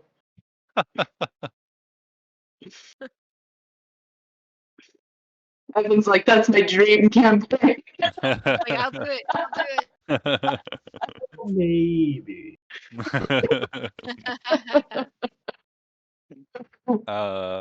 Yeah, you slip out of the prison, Xerxes' body cooling in the cell behind you. Hopefully it takes these guards a while to find the body, or maybe they'll just jump to the conclusion that, your interrogation was you convinced them of their horrible life and deeds, and they took their own life in remorse. Maybe, with a 14, maybe. Convinced him his only use now would be sending my message back to the hells. But yeah, you slip out of the prison and are free Back into to the the night. vampire B&B and work on my investigation of tracking down Whispered Litany. I'll make like a yarn room with like the pictures and connections. You're in there smoking a hand-rolled cigarette. I'm not Mhm. crazy. I've got this.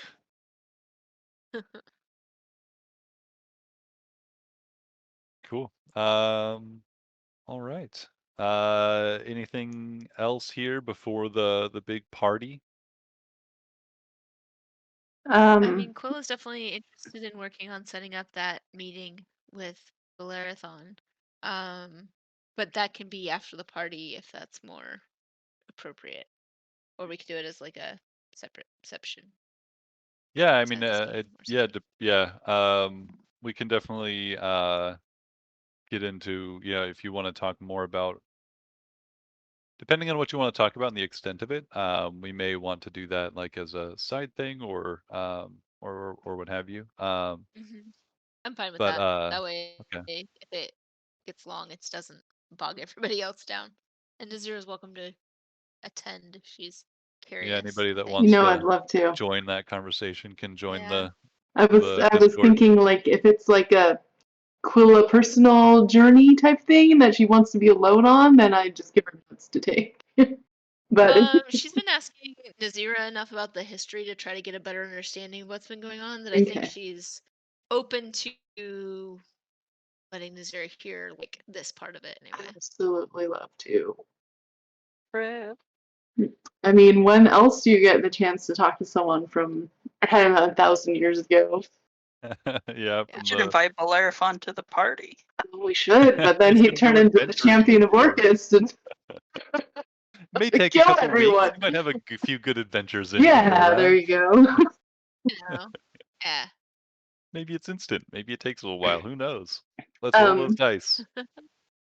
We'll just take the party to his chamber. It had some atmosphere. So leaving Valkyrie, I'll just make sure Elman's not around. I don't think he is, but and then I would like to go. I'll send a message to my mother saying that I'm coming home soon, as she requested last time. Uh-huh. And I would like to go talk to Eleazar, the wizard.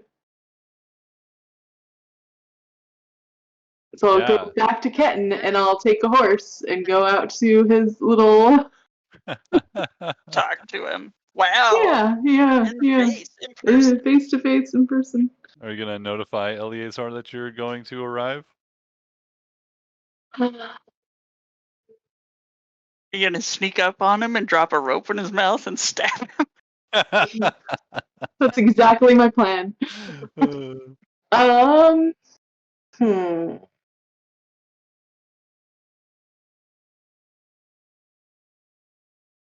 I You should tell him. think I'll just go. Yeah, I'm just gonna show up. He's gonna be annoyed that you want to talk either way. Exactly. But right. I'm hoping being Elven and not being from the Imperium will help him relax a little. Oh, hey, Kidu. You okay? But it might not. He might just be like, oh, those elves all think they're better than everyone, which is true, but, Cool. You taking anybody with you? Is this a solo? Yeah, I'll invite anyone who wants to come along. Yeah, Cool is down. Cool is gonna come. All right. All right. The two of you venture out, making a little day trip out to Eleazar's recluded sanctuary. Yeah, it takes, quite a while to get out there. You when you're leaving in the morning, you see another like hunting patrol that's like gonna venture out outside of Ketin to help start like tracking down and dealing with more of these roving remnants of undead, and continue making sure the area is safe, making sure the undead don't get onto the trade routes and such. It's still an ongoing effort, but you get a few waves and cheers as the two of you ride by out into the out past these groups and out into the wilds. Yeah, it takes I believe it's like um a good half of a day to get out to where Eleazar is. Um and after a, good 5 hours, 6 hours on horseback, feeling the wear and tear of it and your recent adventures. Still a few aches still hanging on. You do find your way out in the direction you've been led to believe Eleazar makes his residence. You are spending some time, 15, 30 minutes. You like find the bend in the stream, this little valley where you expect this to be. Nothing to be found. You're expecting the tower of some kind. That should be here. I will Pretty cast True sure. Sight. What's the range on that? Oh, let me look it up.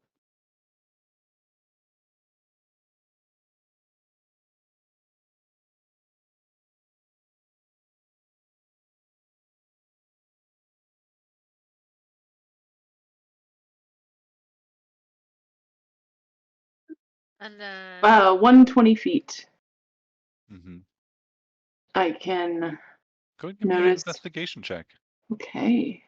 as you wander around this. 16. 16. Yeah. It takes a few hours. Like you're the more the I time you will spend here, the also more cast convinced you Detect are. Magic. Detect What? magic? What's the range on that? Yeah.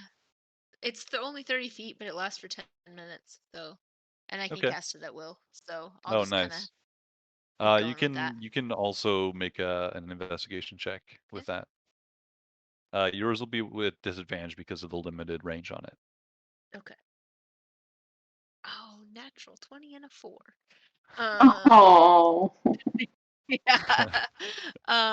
Investigation and plus 0, so 4. 4. Yeah, Yeah.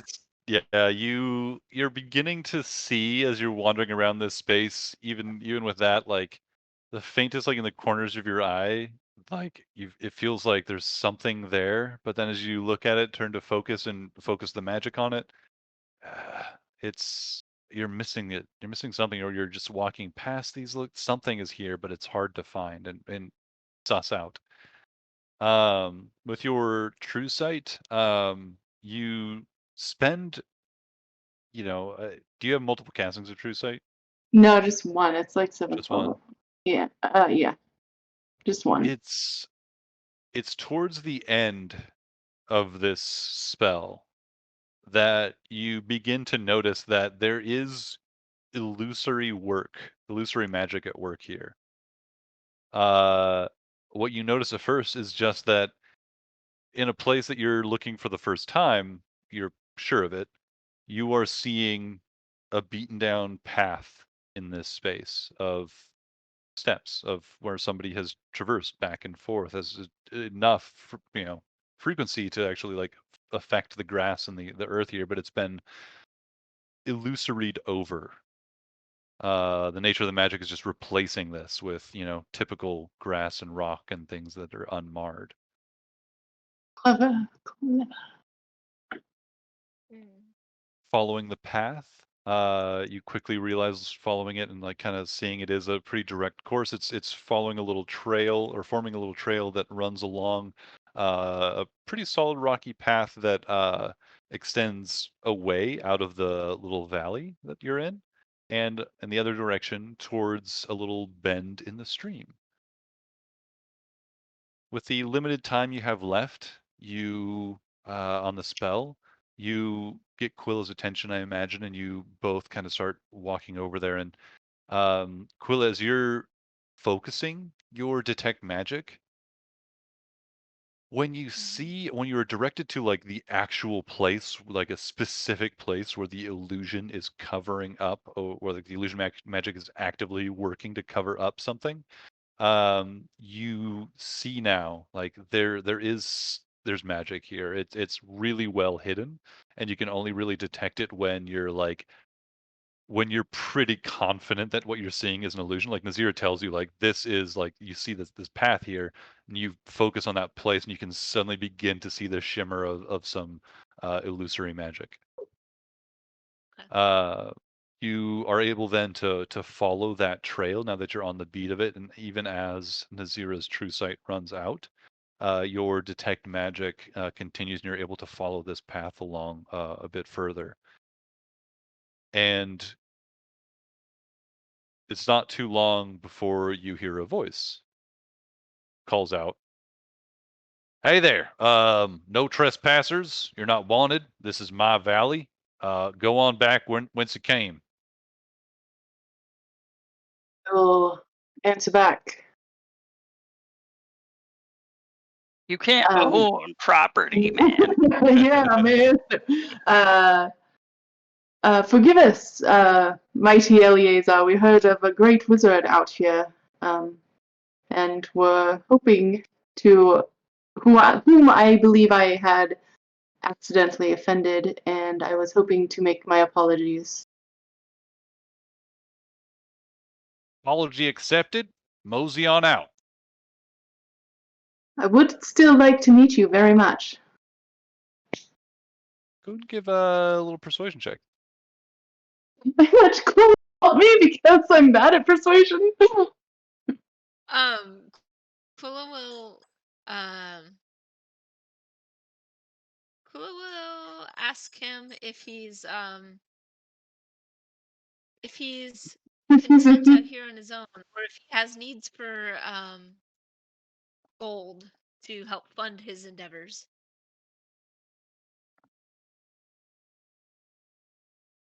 Well, if you've got something to sell more than just ask for my help, you might have something to say to me. I have a potential business opportunity for you down the road if we are able to begin a relationship here today. You got a 4 on your persuasion? Of course I did. Perfect. Actually, hold on. I have not. See if you can Hold on. to Hold save on. this. Oh yeah, you have your. Yeah. Maybe you I foresaw haven't. this moment. Yeah, I haven't rolled them today, so I have to figure out what they are. You're like, nope, that's the wrong thing to say. Yep. I saw it. Yep. Yep. 12 is my highest. I'll use it. You have anything to add to that? Can do you wanna? Yeah, you can roll well, persuasion as well. Okay. Oh my gosh, I rolled a 5. I think it's like a 10. I added. So 15. I'll also just tell him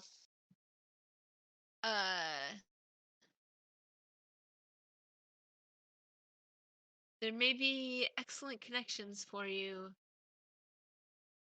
for future endeavors in terms of developing your magic further, if that's something you're interested in. I will also. Sorry. I will also say, and the danger has passed. We no longer need assistance. We were able to combat the evil on our own. 15. You. Yeah. Gita, are we okay? You might. She wants out. Yeah, Shell might be home. Yeah. She might. Now she's hitting my elbow. I'll be right back. You guys want to take 5-minute break? Yeah, I'm gonna get a drink. Cool.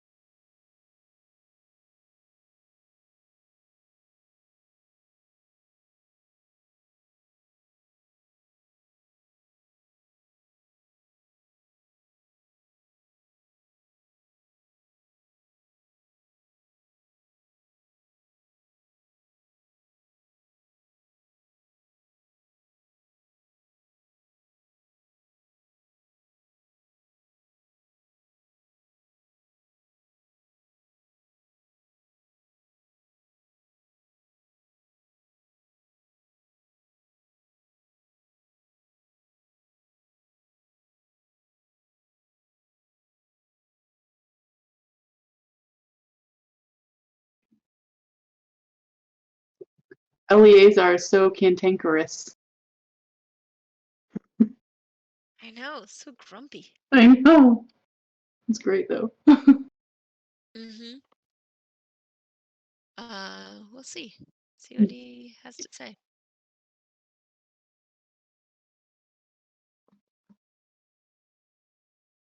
And Azura's personal goal is to get him to like her.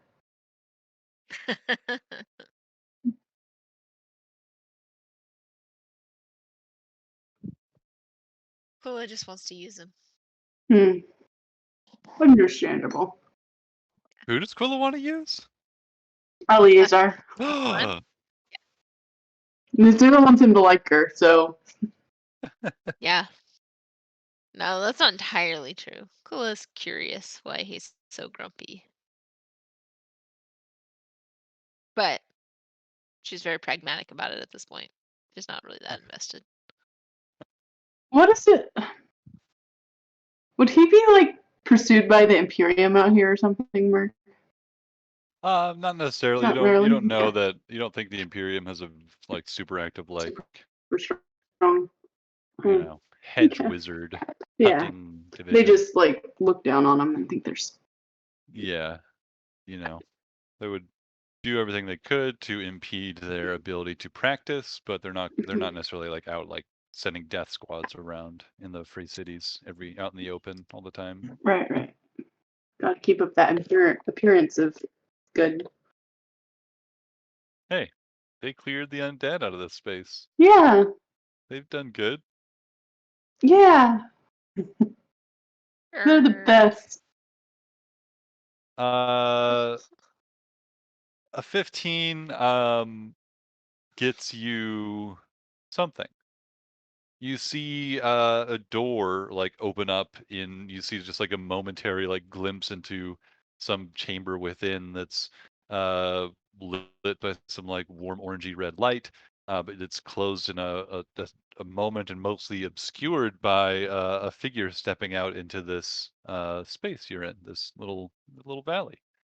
Somewhat disheveled and robed figure that shuffles over to you, or towards you at least a few feet, now standing at about 50 feet of distance. Kind of calls out and says, "Right, you've got a short time to make your pitch to me, and then I'm going back home. I've got business to attend to of my own, so if you've got something to offer or something that might be beneficial to both of us, let's hear it. But otherwise, I prefer to keep to myself if that's all right with you all." I look absolutely fascinated. Kula will say, "Thank you, good sir, for your time. I'm curious what it is you value because I think that we could form a partnership. Um, the city of Ketin could use um, the skills of a wizard from time to time in the future, and nothing dangerous particularly, just um, more functional needs.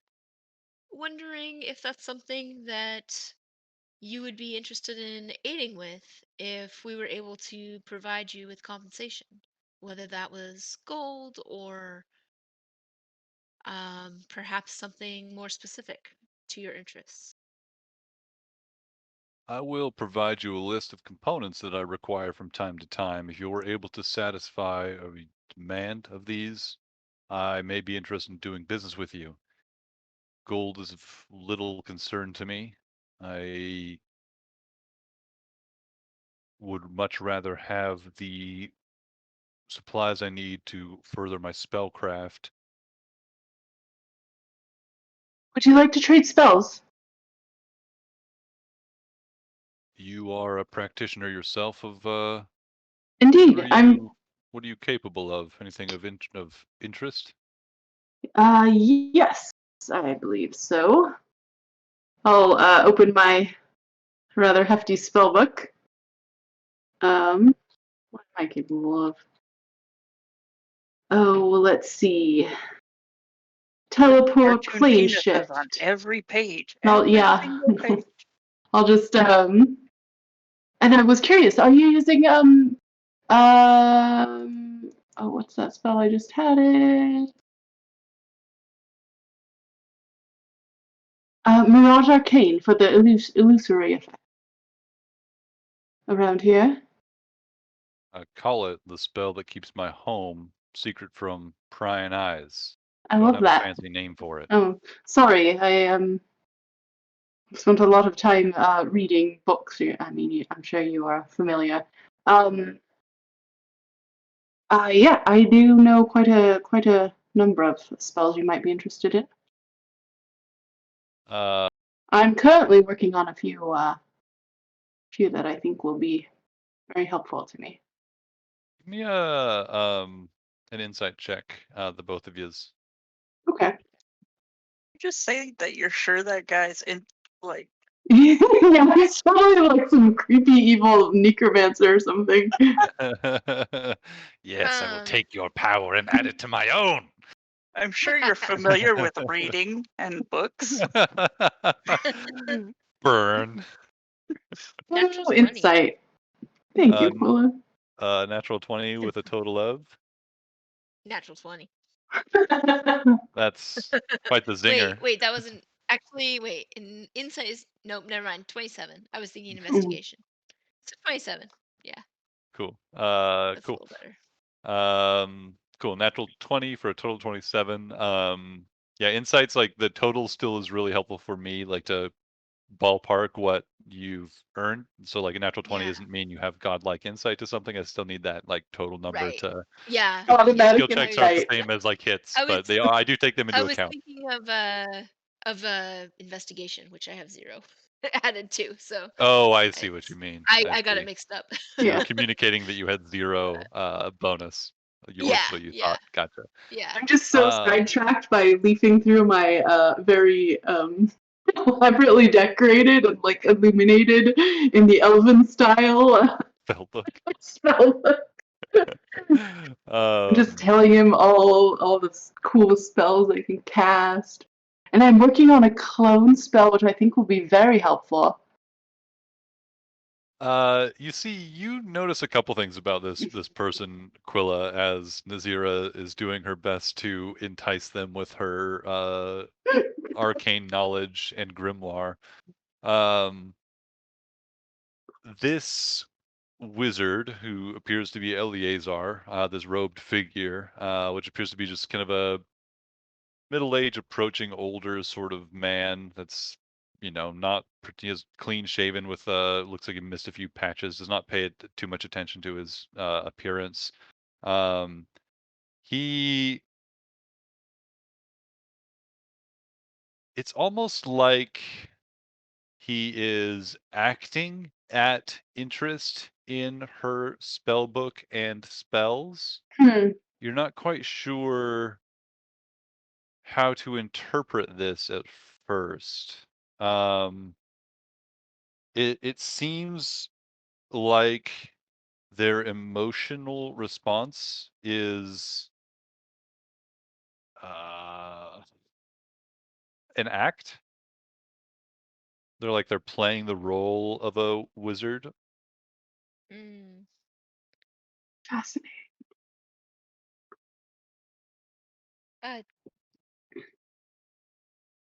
I'm sure that I would know this already, but I, as a player, do not. What do wizards? Would I know that wizards like specialize in certain things or have sort of fortes? I'm sure I would have talked to you Cozying about up to Nazira, yeah. Yeah. Nazira. Yeah, you know that like traditionally trained wizards at least often like specialize in a particular school of magic because like it takes a lot of effort to learn magic the old-fashioned way, and learning one Right. school, it's like, being a linguist versus in like learning specific languages or school, like, language trees, it might be easier to learn similar languages than completely new ones. Say, I see your skills in illusion appear quite grand. Can you what are your interests as a wizard? Do you focus on illusory magic? I, once again, am here.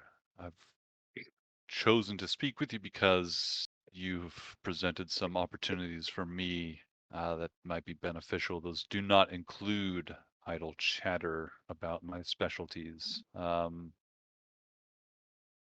you are seeking to learn my defenses to overcome them and steal what I have eked out for myself here, It'd be do silly. I your could just worst. legend lore it. Again, that sounds Or impressive when you scry name on you or spells that something. way, but I'm not sure what that is. It sounds pretty, probably like what it sounds. Probably does what I mean, what it does sounds. what it says, yes. That sounds I am not potent. interested in finding out anything about your defenses or anything like that. I'm merely interested in. I enjoy interacting with others who follow the craft and the knowledge. Well, And I know that I am always looking for more components and more spells, and I know that that I come from a very inclusive and cooperative community, so sometimes I can put that and forget that other people might be more suspicious. Yes, we have no interest in harming you or invading your space beyond a conversational manner. well, words have a certain power to them, and I choose to share mine carefully. He steps back a few feet and reaches into, steps halfway into that door that opens up out of nothing again, and comes back with a paper and steps over about and back another 10 feet, so it's like 50 feet away from you, and then holds the paper up, and it is quickly carried through the air to you, Quilla. And on it you find a list of seeming spell components. There's some things that you've seen Nazira use pretty commonly, like some specialized chalks and incense and things like that. But also some more, pretty strange or exotic items that might be Okay. a challenge to acquire locally that you may be of help here. Mark. Yeah. From his accent, can I tell where he's from? Go and give me a history check. Okay. And as far as his Oh man, I rolled a 1. That's an 11. I'm rolling terribly. D&D Beyond betrays me once again. A lot of accents. You know that there are all sorts of accents within the Gwengold Imperium, and they're so scattered because of the cultural mingling that's been enforced upon the entire region.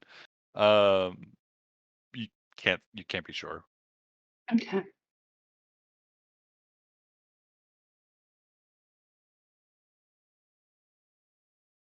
I'm gonna hand Nazira the list, and say, I'm sure you're aware of where we can acquire things such as these. We don't have telepathic bond up right now, do we? Okay, that's okay. I don't want to say anything rude in front of him, so I won't elaborate. I'll ask him, Eleazar, is there, as far as what you're willing to aid with, is there a limit to the types of tasks you're willing to do for the city in exchange for these goods?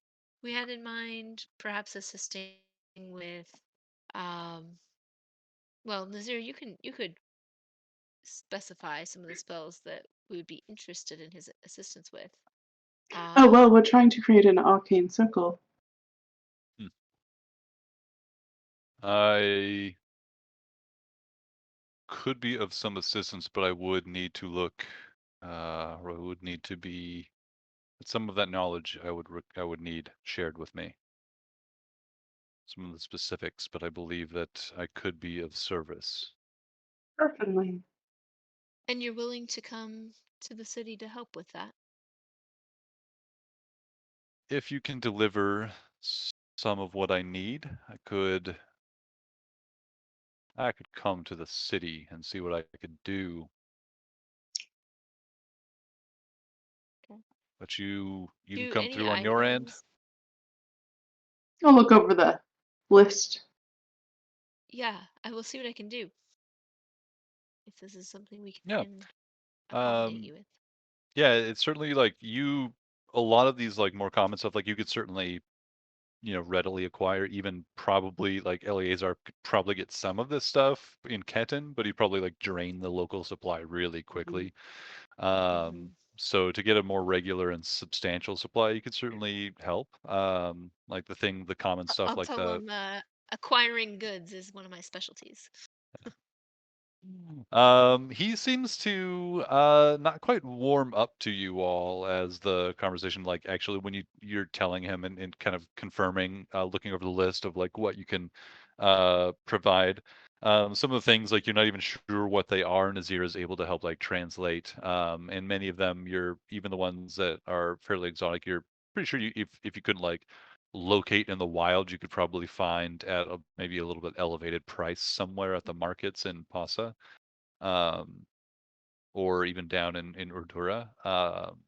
So there's certainly, yeah, you could certainly provide many of the things on this list, and he certainly seems to be interested and more open to continuing the dialogue as you prove confident in your ability to provide some of the needed requirements or elements. Nazira, you notice like lots of the basic stuff for sure.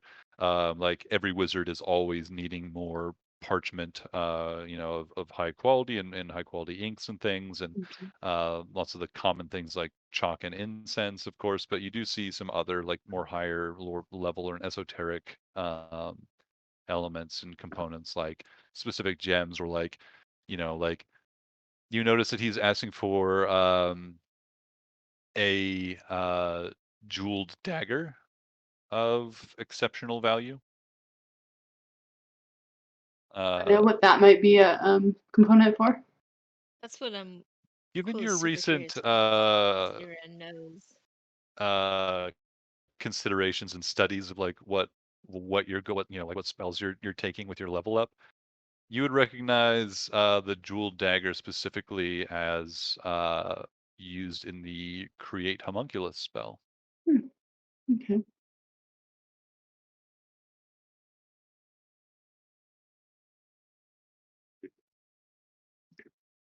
So like if he needs help around or something. Maybe. Or if he has some more nefarious.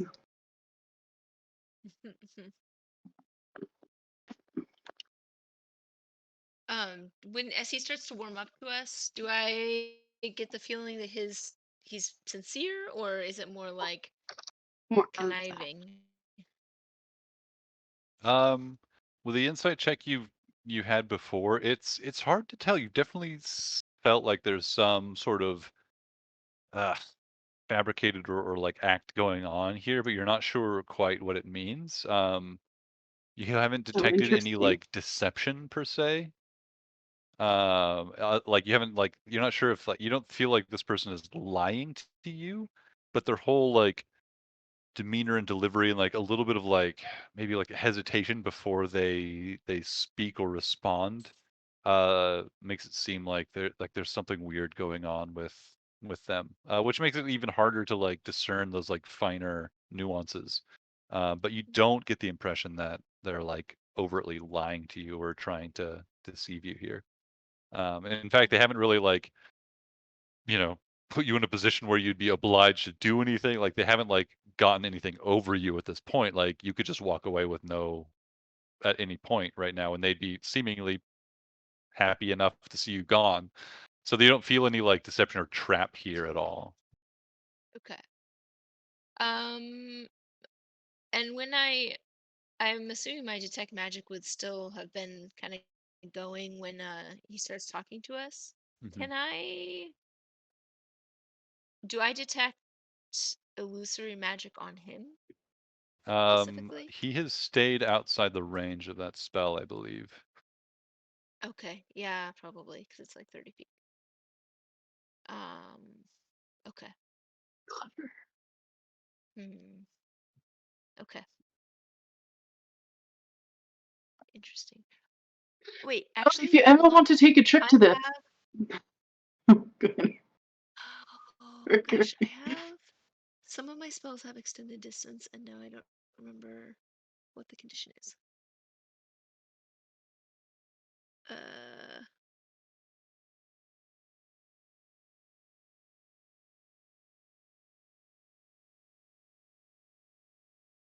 Sorry.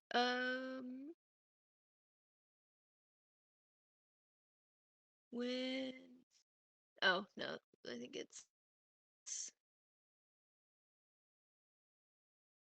Yeah, it's only attack rolls. Leave They're it. attacking spells. I have Thank you. double Good range girl. with spell Yeah. sniper. But that probably wouldn't apply here. So. Yeah. Okay. But it is an illusion. Don't I get a intelligence investigation check to see? Don't know that No? there's any Okay. specific illusion here to Just see. saying, yeah. Yeah. And sometimes if it's like major image or something. Yeah. Yeah. No intelligence save required at this moment. Right. I will say, and if you ever wish to take a trip to the Feywild or the Shadowfell, the Nine Hells, I have those Kleina keys. So You are just rewarded with call me up. a curious expression and an arched eyebrow. Says nothing that I'm studying at the moment requires my person to be heading over there, but if you are heading to any of those places and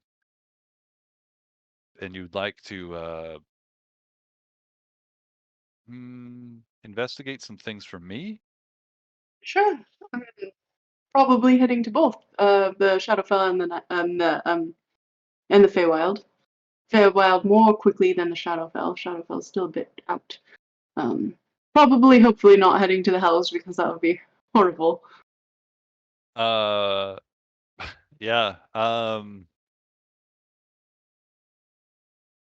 Eleazar, It's not as bad as you think in the Hells. Eleazar seems to be like seriously like considering this proposal in addition to the others. Like, you certainly seem to have caught some interest, if still weirdly presented slightly, with this idea. It's not every day a wizard is offered the, like, hey, I'm going into an alternate plane and I'd be happy to, do you a favor while I'm there, if it means, whatever. They say that well,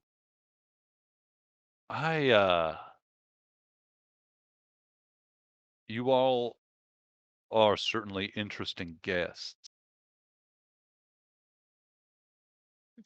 Would you care to return and chat another day? Certainly. Be happy Perhaps to. next week sometime.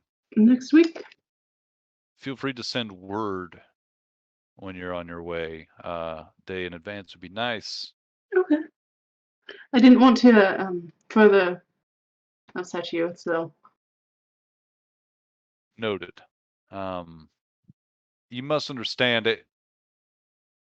Once a wizard's name gets around, it's every fool and their mother who's coming to ask you for a favor or some magical solution to some problem that often there isn't one, or at least a convenient one. And beyond that, if I spent my life seeing to everybody else's problems, I'd never have any time for myself.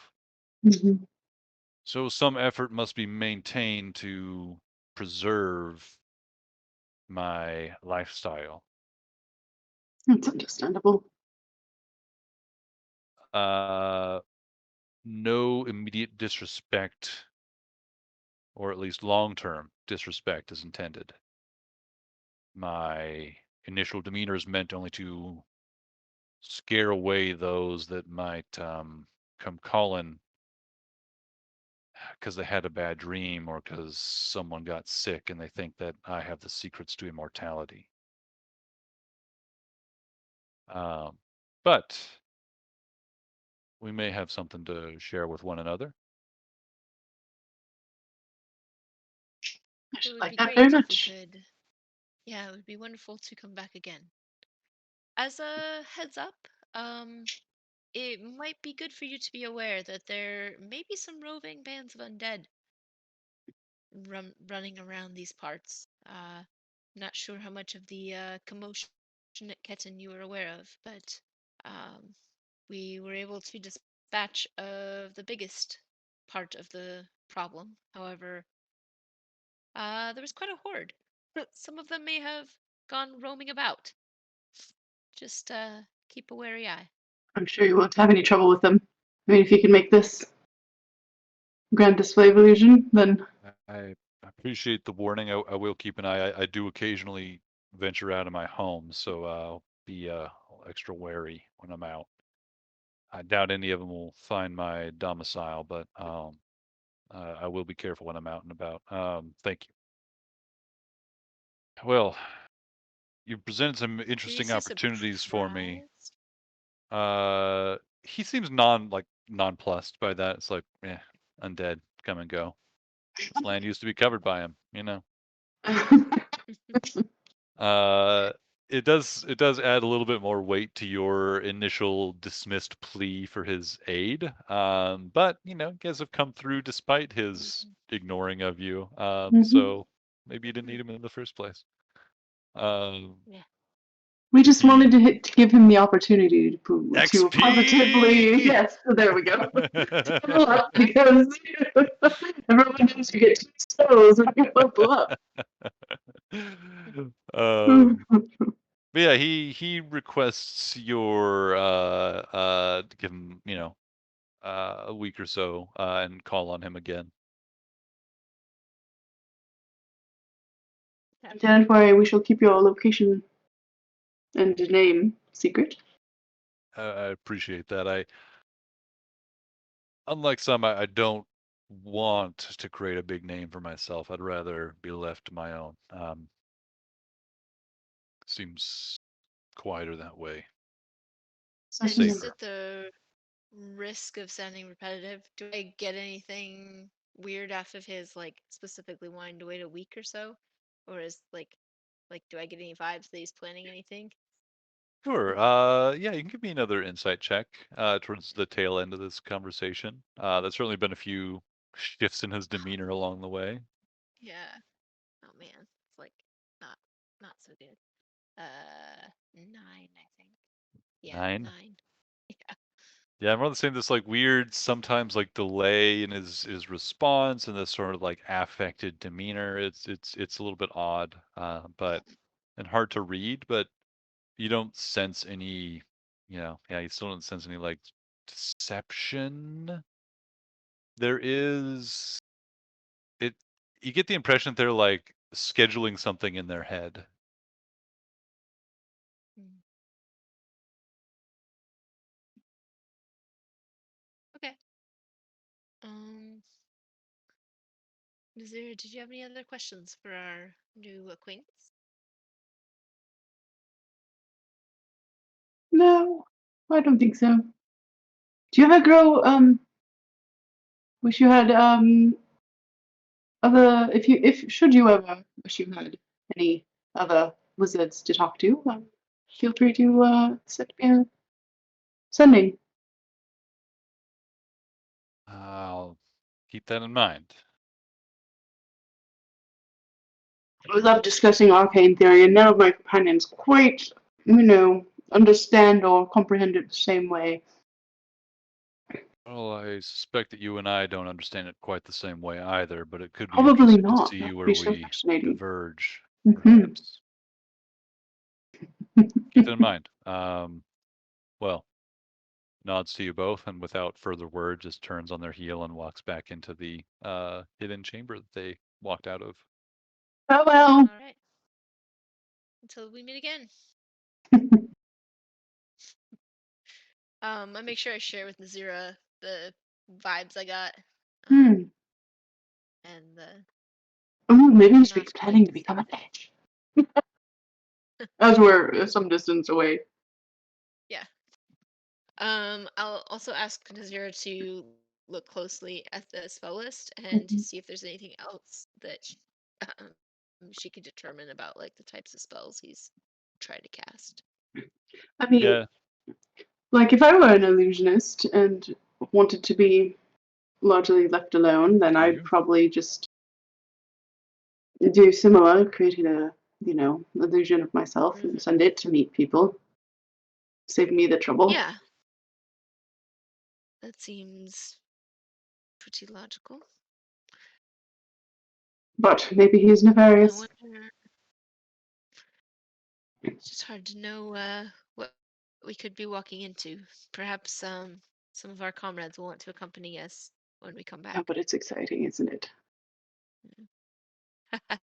Friend or murderer? That's right. Roll the dice. Yay! Cool. Ryan, Evan, Joel, you here? I'm here. Cool. Yep. Sorry to take up all the time, guys. Yeah. I had my Ask turn. curious question. I killed that guy so good. Got your killing in. Gray, you'll have to forgive me. I did not realize you were taking tree or getting access to tree stride. So keep that in mind that you have the sudden ability to teleport back to the big tree and what's their name that I just forgot? Colgrove. Colgrove. Yeah, the arch druid Colgrove. So we can definitely go into further detail with that, because there are definitely some things that Colgrove would have to say to you, and you would certainly have some things to check in and talk about and discover there. So I want to do that scene a little bit more justice than I was able to at the moment's notice. But we'll flash forward a few days. You guys have been out and about, seeing to some of your own needs and threads that you like to tie up. And a few days go by, and you find yourselves at the little festival celebrating the survival of the city. The Quilla has aided in the very fast delivery of some party supplies from some communities and towns, and a very quick rush delivery aided by the Glenfarren, the roaming folk that live often, or at least have a large base south of the city run by Legnus. They've aided in a like dispatch of horses and stuff to aid in the quick delivery of some much needed supplies, some of which included delightful little fireworks and trinkets and things from Urdura that had been purchased and stored in Pasa, and were waiting some other purchase, but were quickly redirected with the usage of some message spells with Nazira and some quick work on your side. The celebration around the city is a buzz. Many people, if not all, have returned from their short-lived exile to safety, and the days up till now have seen the city quickly coming to life as its population has returned to see what is remaining of their homes. Many people having been displaced especially along, from the slums entirely and from the northwestern portion of the wall, a few places where the giants were effectively just given permission to flatten a few buildings to give themselves some space to work, and some, and then just damage from the attack, and the stompings of Gorthalax around the town square, like some damage and some property damage and some people displaced, and beyond that, all of the people that from the slums that Ketin is now committed to recognizing and providing for to some extent.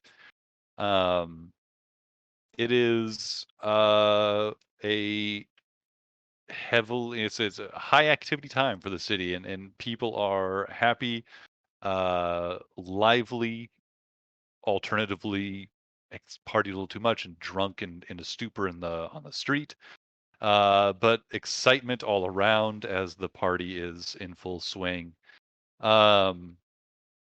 Jacob Instow gives at the height of it, gives a speech about how many of the promises he's making to the city and to its population, about who will be recognized as citizens and provided for and given defense and given an opportunity to prosper and to take part in the community. They're talking about extending the walls out further and using the trench that Zorn dug as the beginnings of a moat around the city of its expanded size. The dwarves are able to provide water to fill it, and the city will be expanded to serve all of its citizens.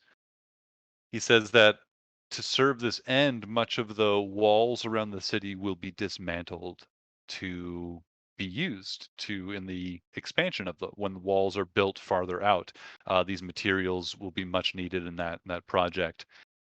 A portion of the walls along the northwestern portion of the city will be left intact and will be left as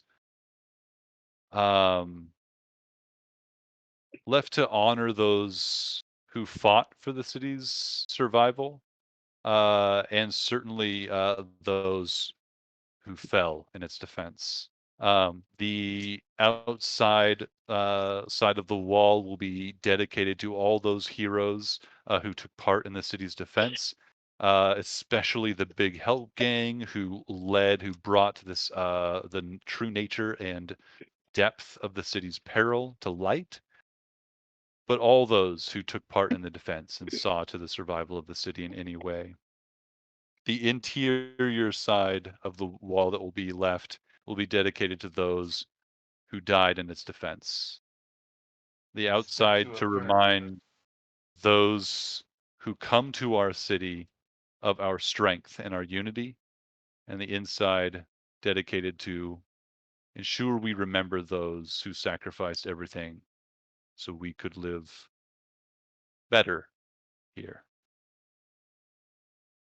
And so, with a somber note, followed by further excitement and celebration and, just a revelry, at some point, Vocenti finds you all as you're, have a moment's reprieve from the throngs of well-wishers and those who come to thank you, those who have have this, you've been elevated to this heroic status in the city, and many people are coming just to if they can say thank you. Some of them just come to touch touch your cloak as you walk by. You have so many fans and throngs of well-wishers and those who give you the well-deserved credit for Ketin's survival. Not once, but twice now, at least for many of you. Amidst all this, as you were all taking a bit of a reprieve from your throngs of affectionate fans, the Big Help Gang is, brought a round of drinks by Vocenti, who comes up to you and says, "Well, friends, I knew that you were something special when I first laid eyes on you. You are an interesting sort, and it would take a special group to convince Jacob to step outside his realm of comfort. But anyway, you have done great things for the city and for my friend Jacob and for many others. I owe you my thanks, and as it's been clearly expressed by so many, the thanks of all of us. The question awaits. We spoke briefly about some thoughts I had about what may be a benefit to you in your efforts should you continue your seemingly foolhardy quest out into the I wastes. mean, there's no quest better than the foolhardy one. True enough, true enough. They seem to bring the most interest, if not the greatest rewards.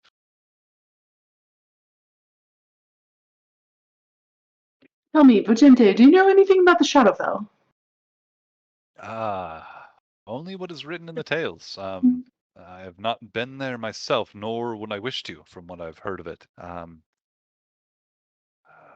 What? No, I reckon that there is some connection there in that temple we were just in. Mhm. That is my most significant interaction with it. I'd like to keep it that way, if at all possible.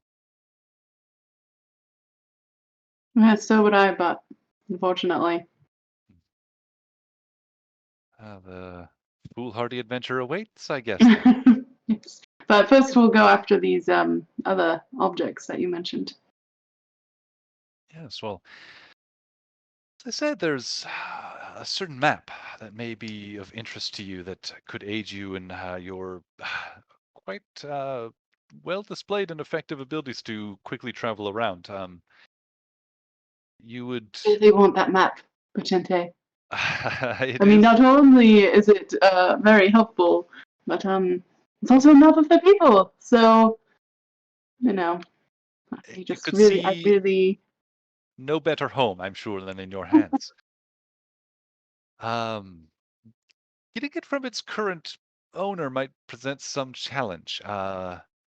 It would Vampire require, pirate, you said. yes, yes, either venturing onto the seas to best him there or draw his attention. He is not known to take kindly on people who make requests of him without something to offer in return. What is he Um, like? Rumor has it he's had his eyes on a certain island for some time now, but has been rebuffed by its inhabitants. If you were to offer him some assistance in gaining access there, perhaps that might sway him. Now, tell me about this island. I know little about it myself. My adventures have been primarily into not deep, I admit, but into the bone wastes. I've only heard tales from others of down at the sea. The island, I believe, they say, is inhabited by some rather dangerous occupants that don't take kindly to anybody landing. They don't take out on the water, but once you're landed, it's So they like, not many have made it back to the boats. what sort of occupants am I thinking of? Like humanoids or devils or I don't. I hope giant none of you lizards? are afraid of snakes. Hmm. Serpent folk of some kind live there, Okay. it is said. Serpent folk. Yes.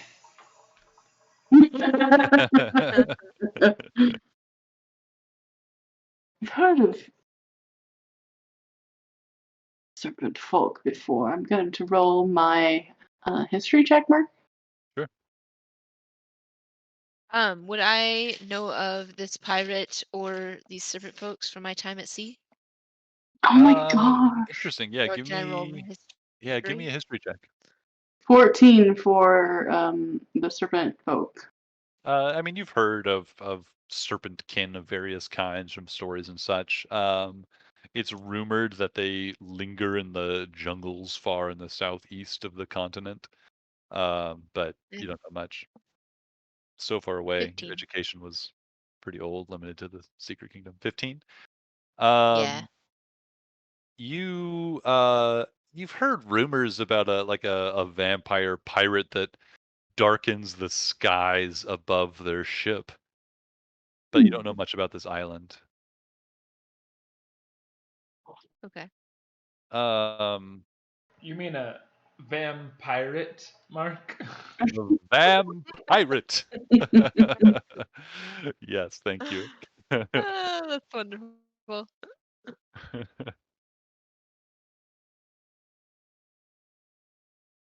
And what would you say the demeanor of this Visigoth is? Is he just like a mindless brute, or is he someone interesting and clever?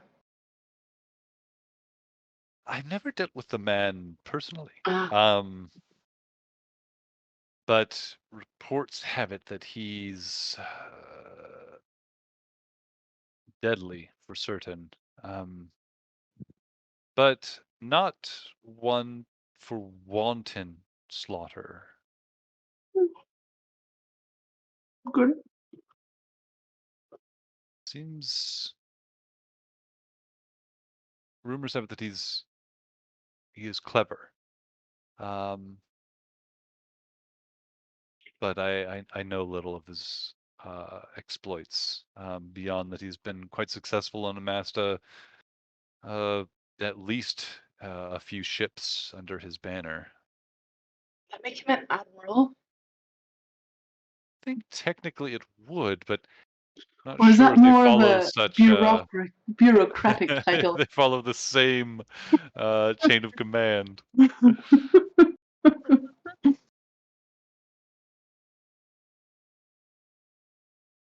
And tell us about the ship.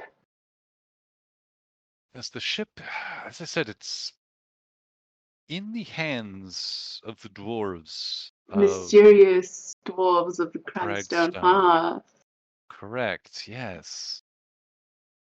They, from what I've learned of them, they are focused people. And Oh, this ship lies outside the realm of that focus.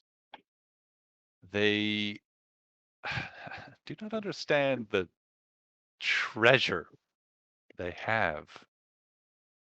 Think of the freedom. Just the wind beneath you, able to sail wherever you please, not being bound to the sea. or to the temporal requirements of a polymorph spell or a fly spell. What? Well, you were talking about. I thought it was a flying one. Yes, right? The Yes. flying ship? Yes. Yes. And you said the wind, and then I was like, well, and I can fly with these other spells, but only for a certain amount of time. Of course, not all of us possess your abilities, and it's not always apparent. How is flying? Is it nice? Would you like to try it? Yes. All right. Would you like to try it as a bird or just as you? Or both. We could do both as well. Me first. All right, I'll cast fly on him. Tinty begins to just like lift up off the ground like hesitantly for a moment, and then just flies out of the tavern that you're in and like zooms around the city for a while. He like comes back, like you quickly lose sight of him, comes back in like 45 minutes, just like covered in like some sweat from just the exertion of like just doing this and like the excitement of it. I thoroughly enjoyed that. Thank you. A bird now, please. Polymorph. Giant eagle. Once again, goes on a great adventure. This time uses up like the full hour, and then it's like 15 minutes later before he returns, somewhat sheepishly. He says, I forgot what I was doing and was outside the walls. Hunting for That was sheep. quite a change. Quite a change.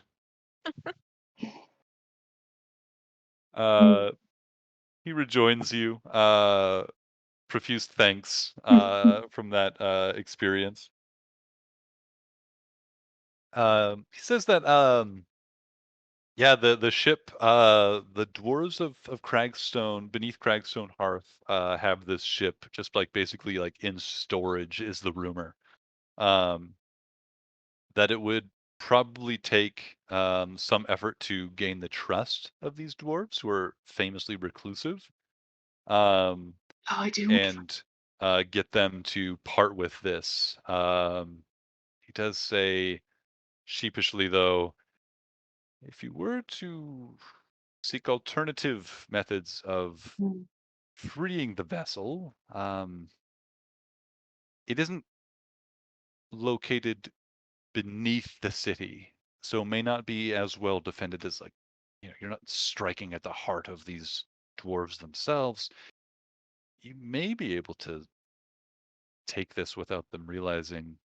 Depending, I do not know what the security is like, but it won't be in the citadel itself or in the beneath Cragstone itself. It's out on the mountains where it crashed. The dwarves merely built a storage structure around it. It seems. Yeah. Good old dwarven ingenuity. My God, Hypatia. Would What? these Tilt the dwarves camera, also Mark. know how to fix this dwarven belt of My ears strength? open now. I can hear you. Sorry.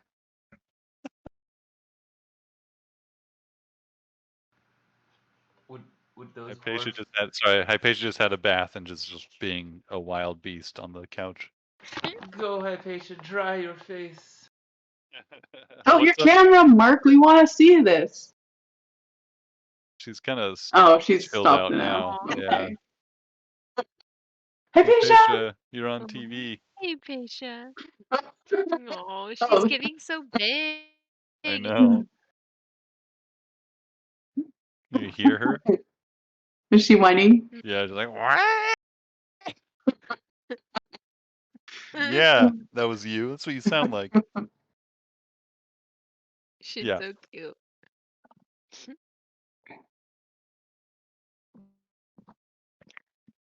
You want to leave her in here? Yeah. Just close the door. We're gonna hang out here, Hypatia. Sorry, Joel. What'd you say? Would these dwarves know how to fix this dwarven belt of strength?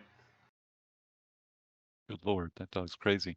Those dwarves. I mean, you. Are you asking Vicenti? Yes. He looks at the artifact. I can't believe you guys can't hear that.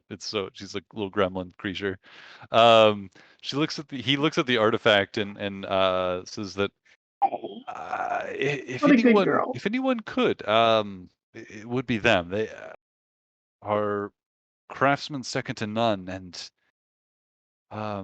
do you know who made this object in the first place? I don't know, but I don't know. Is it? I don't even With- remember where I found it. We found it in Vern's bag. Oh, yes, Vern. Oh, Vern. Poor Vern. Ugh. He's going to have a statue resurrected in his Poor honor. Vern. Zombie Vern. Remy. Vern's like the foremost of those recognized in the monument to the lost. It's like gang lord and like bully. No, just the zombie version. Just zombie, yeah, zombie Vern only, Oh, explicitly. Clearly couldn't get zombie through my Vern. magic circle. So Hey, sad. Pisha, back up. I know. You're okay. He's not familiar with it. So he says that if anybody could, it would be them. I believe you talked to Brundi as well. Yes. And they said that the dwarves there would be Abel? the possibly able. She said also that the belt was a part of a set of artifacts that were made for allies of the dwarves in old days. Mhm. Right.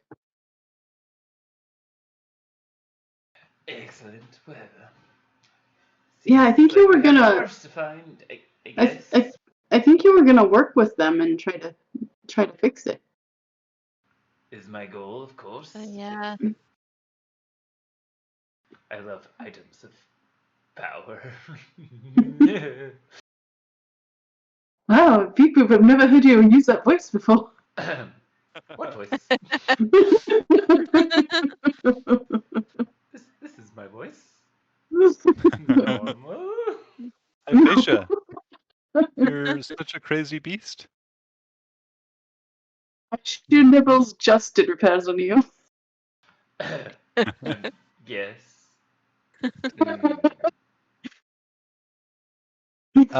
Yeah, so yeah, Vocenti's asking kind of like what your guys' plans are, and this conversation could be somewhat out of character as well for my benefit, just knowing what you guys want to do. I am interested and down with the idea of splitting the party into two separate groups if you guys want to pursue both of these tools, these quest lines. We could send like a 3 and 3 thing, going to get the map and 3 going to get the airship. And then, reconvening for an adventure out into the Bone Wastes. Sounds like fun to me. But if you guys have other ideas about what you'd like to do or what you'd like to pursue, if there's anything else, now would be a good time to talk about it in or out of character as much as you'd like during this conversation with Vocenti. I'm thinking, get these items: Bone Wastes, Shadowfel, Ascent of Ilmater, Gwengold Imperium. The world. Yep. Just a few things. And then Offendor. And then the gates of the elven heavens themselves. Yep. Well, do we need the boat to get the map, or are they separate affairs? They're separate affairs. I think the boat is really useful and cool. I thought the vampire. We would need the boat. Oh, yes. Get the airship and then go out and help the vampire.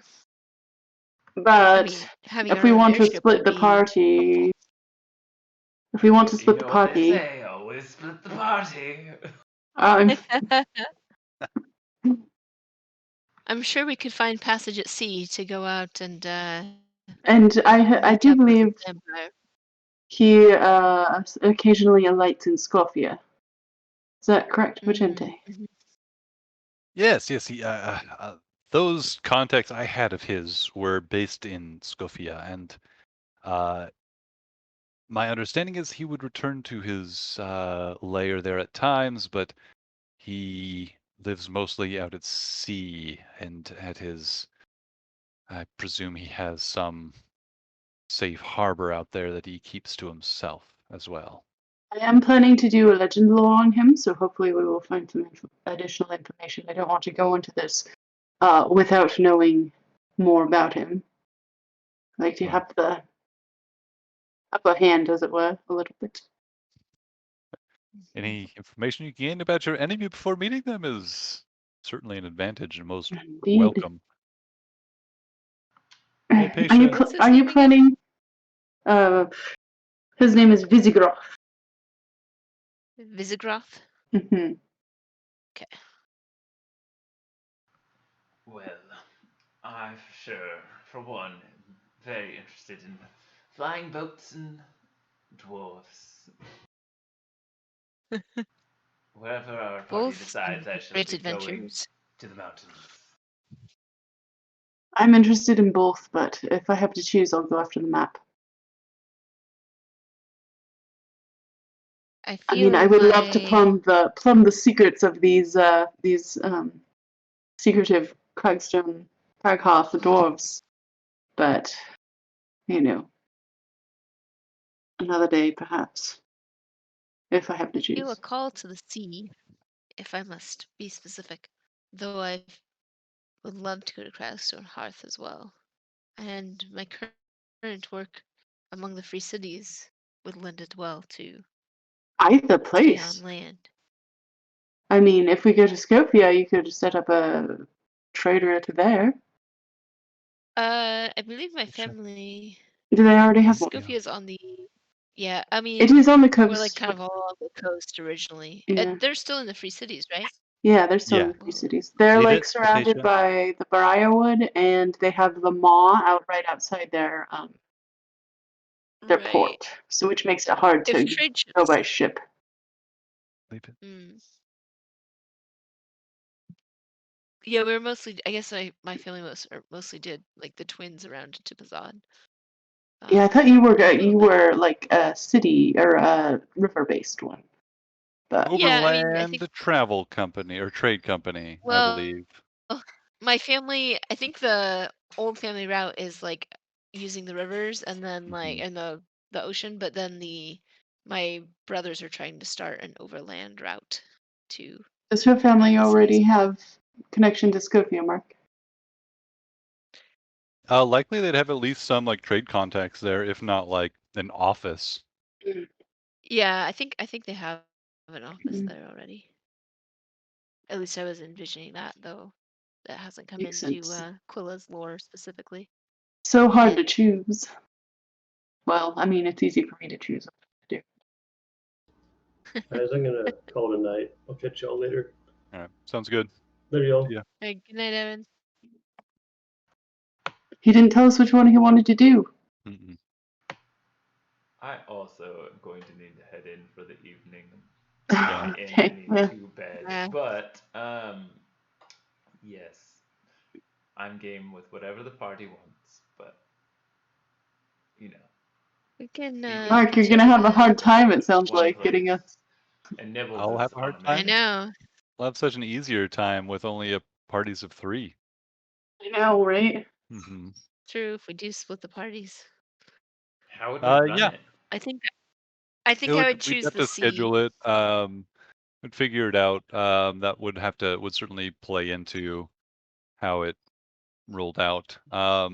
My schedule with work and stuff is super flexible, so I could probably make whatever day of the week worked, but we'd probably do either like, and oh my God, Hypatia.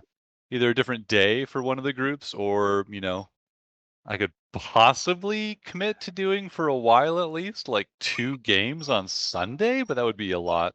It won't be a lot. That would only be I'd only be able to do that for a few weeks probably. That melts my brain.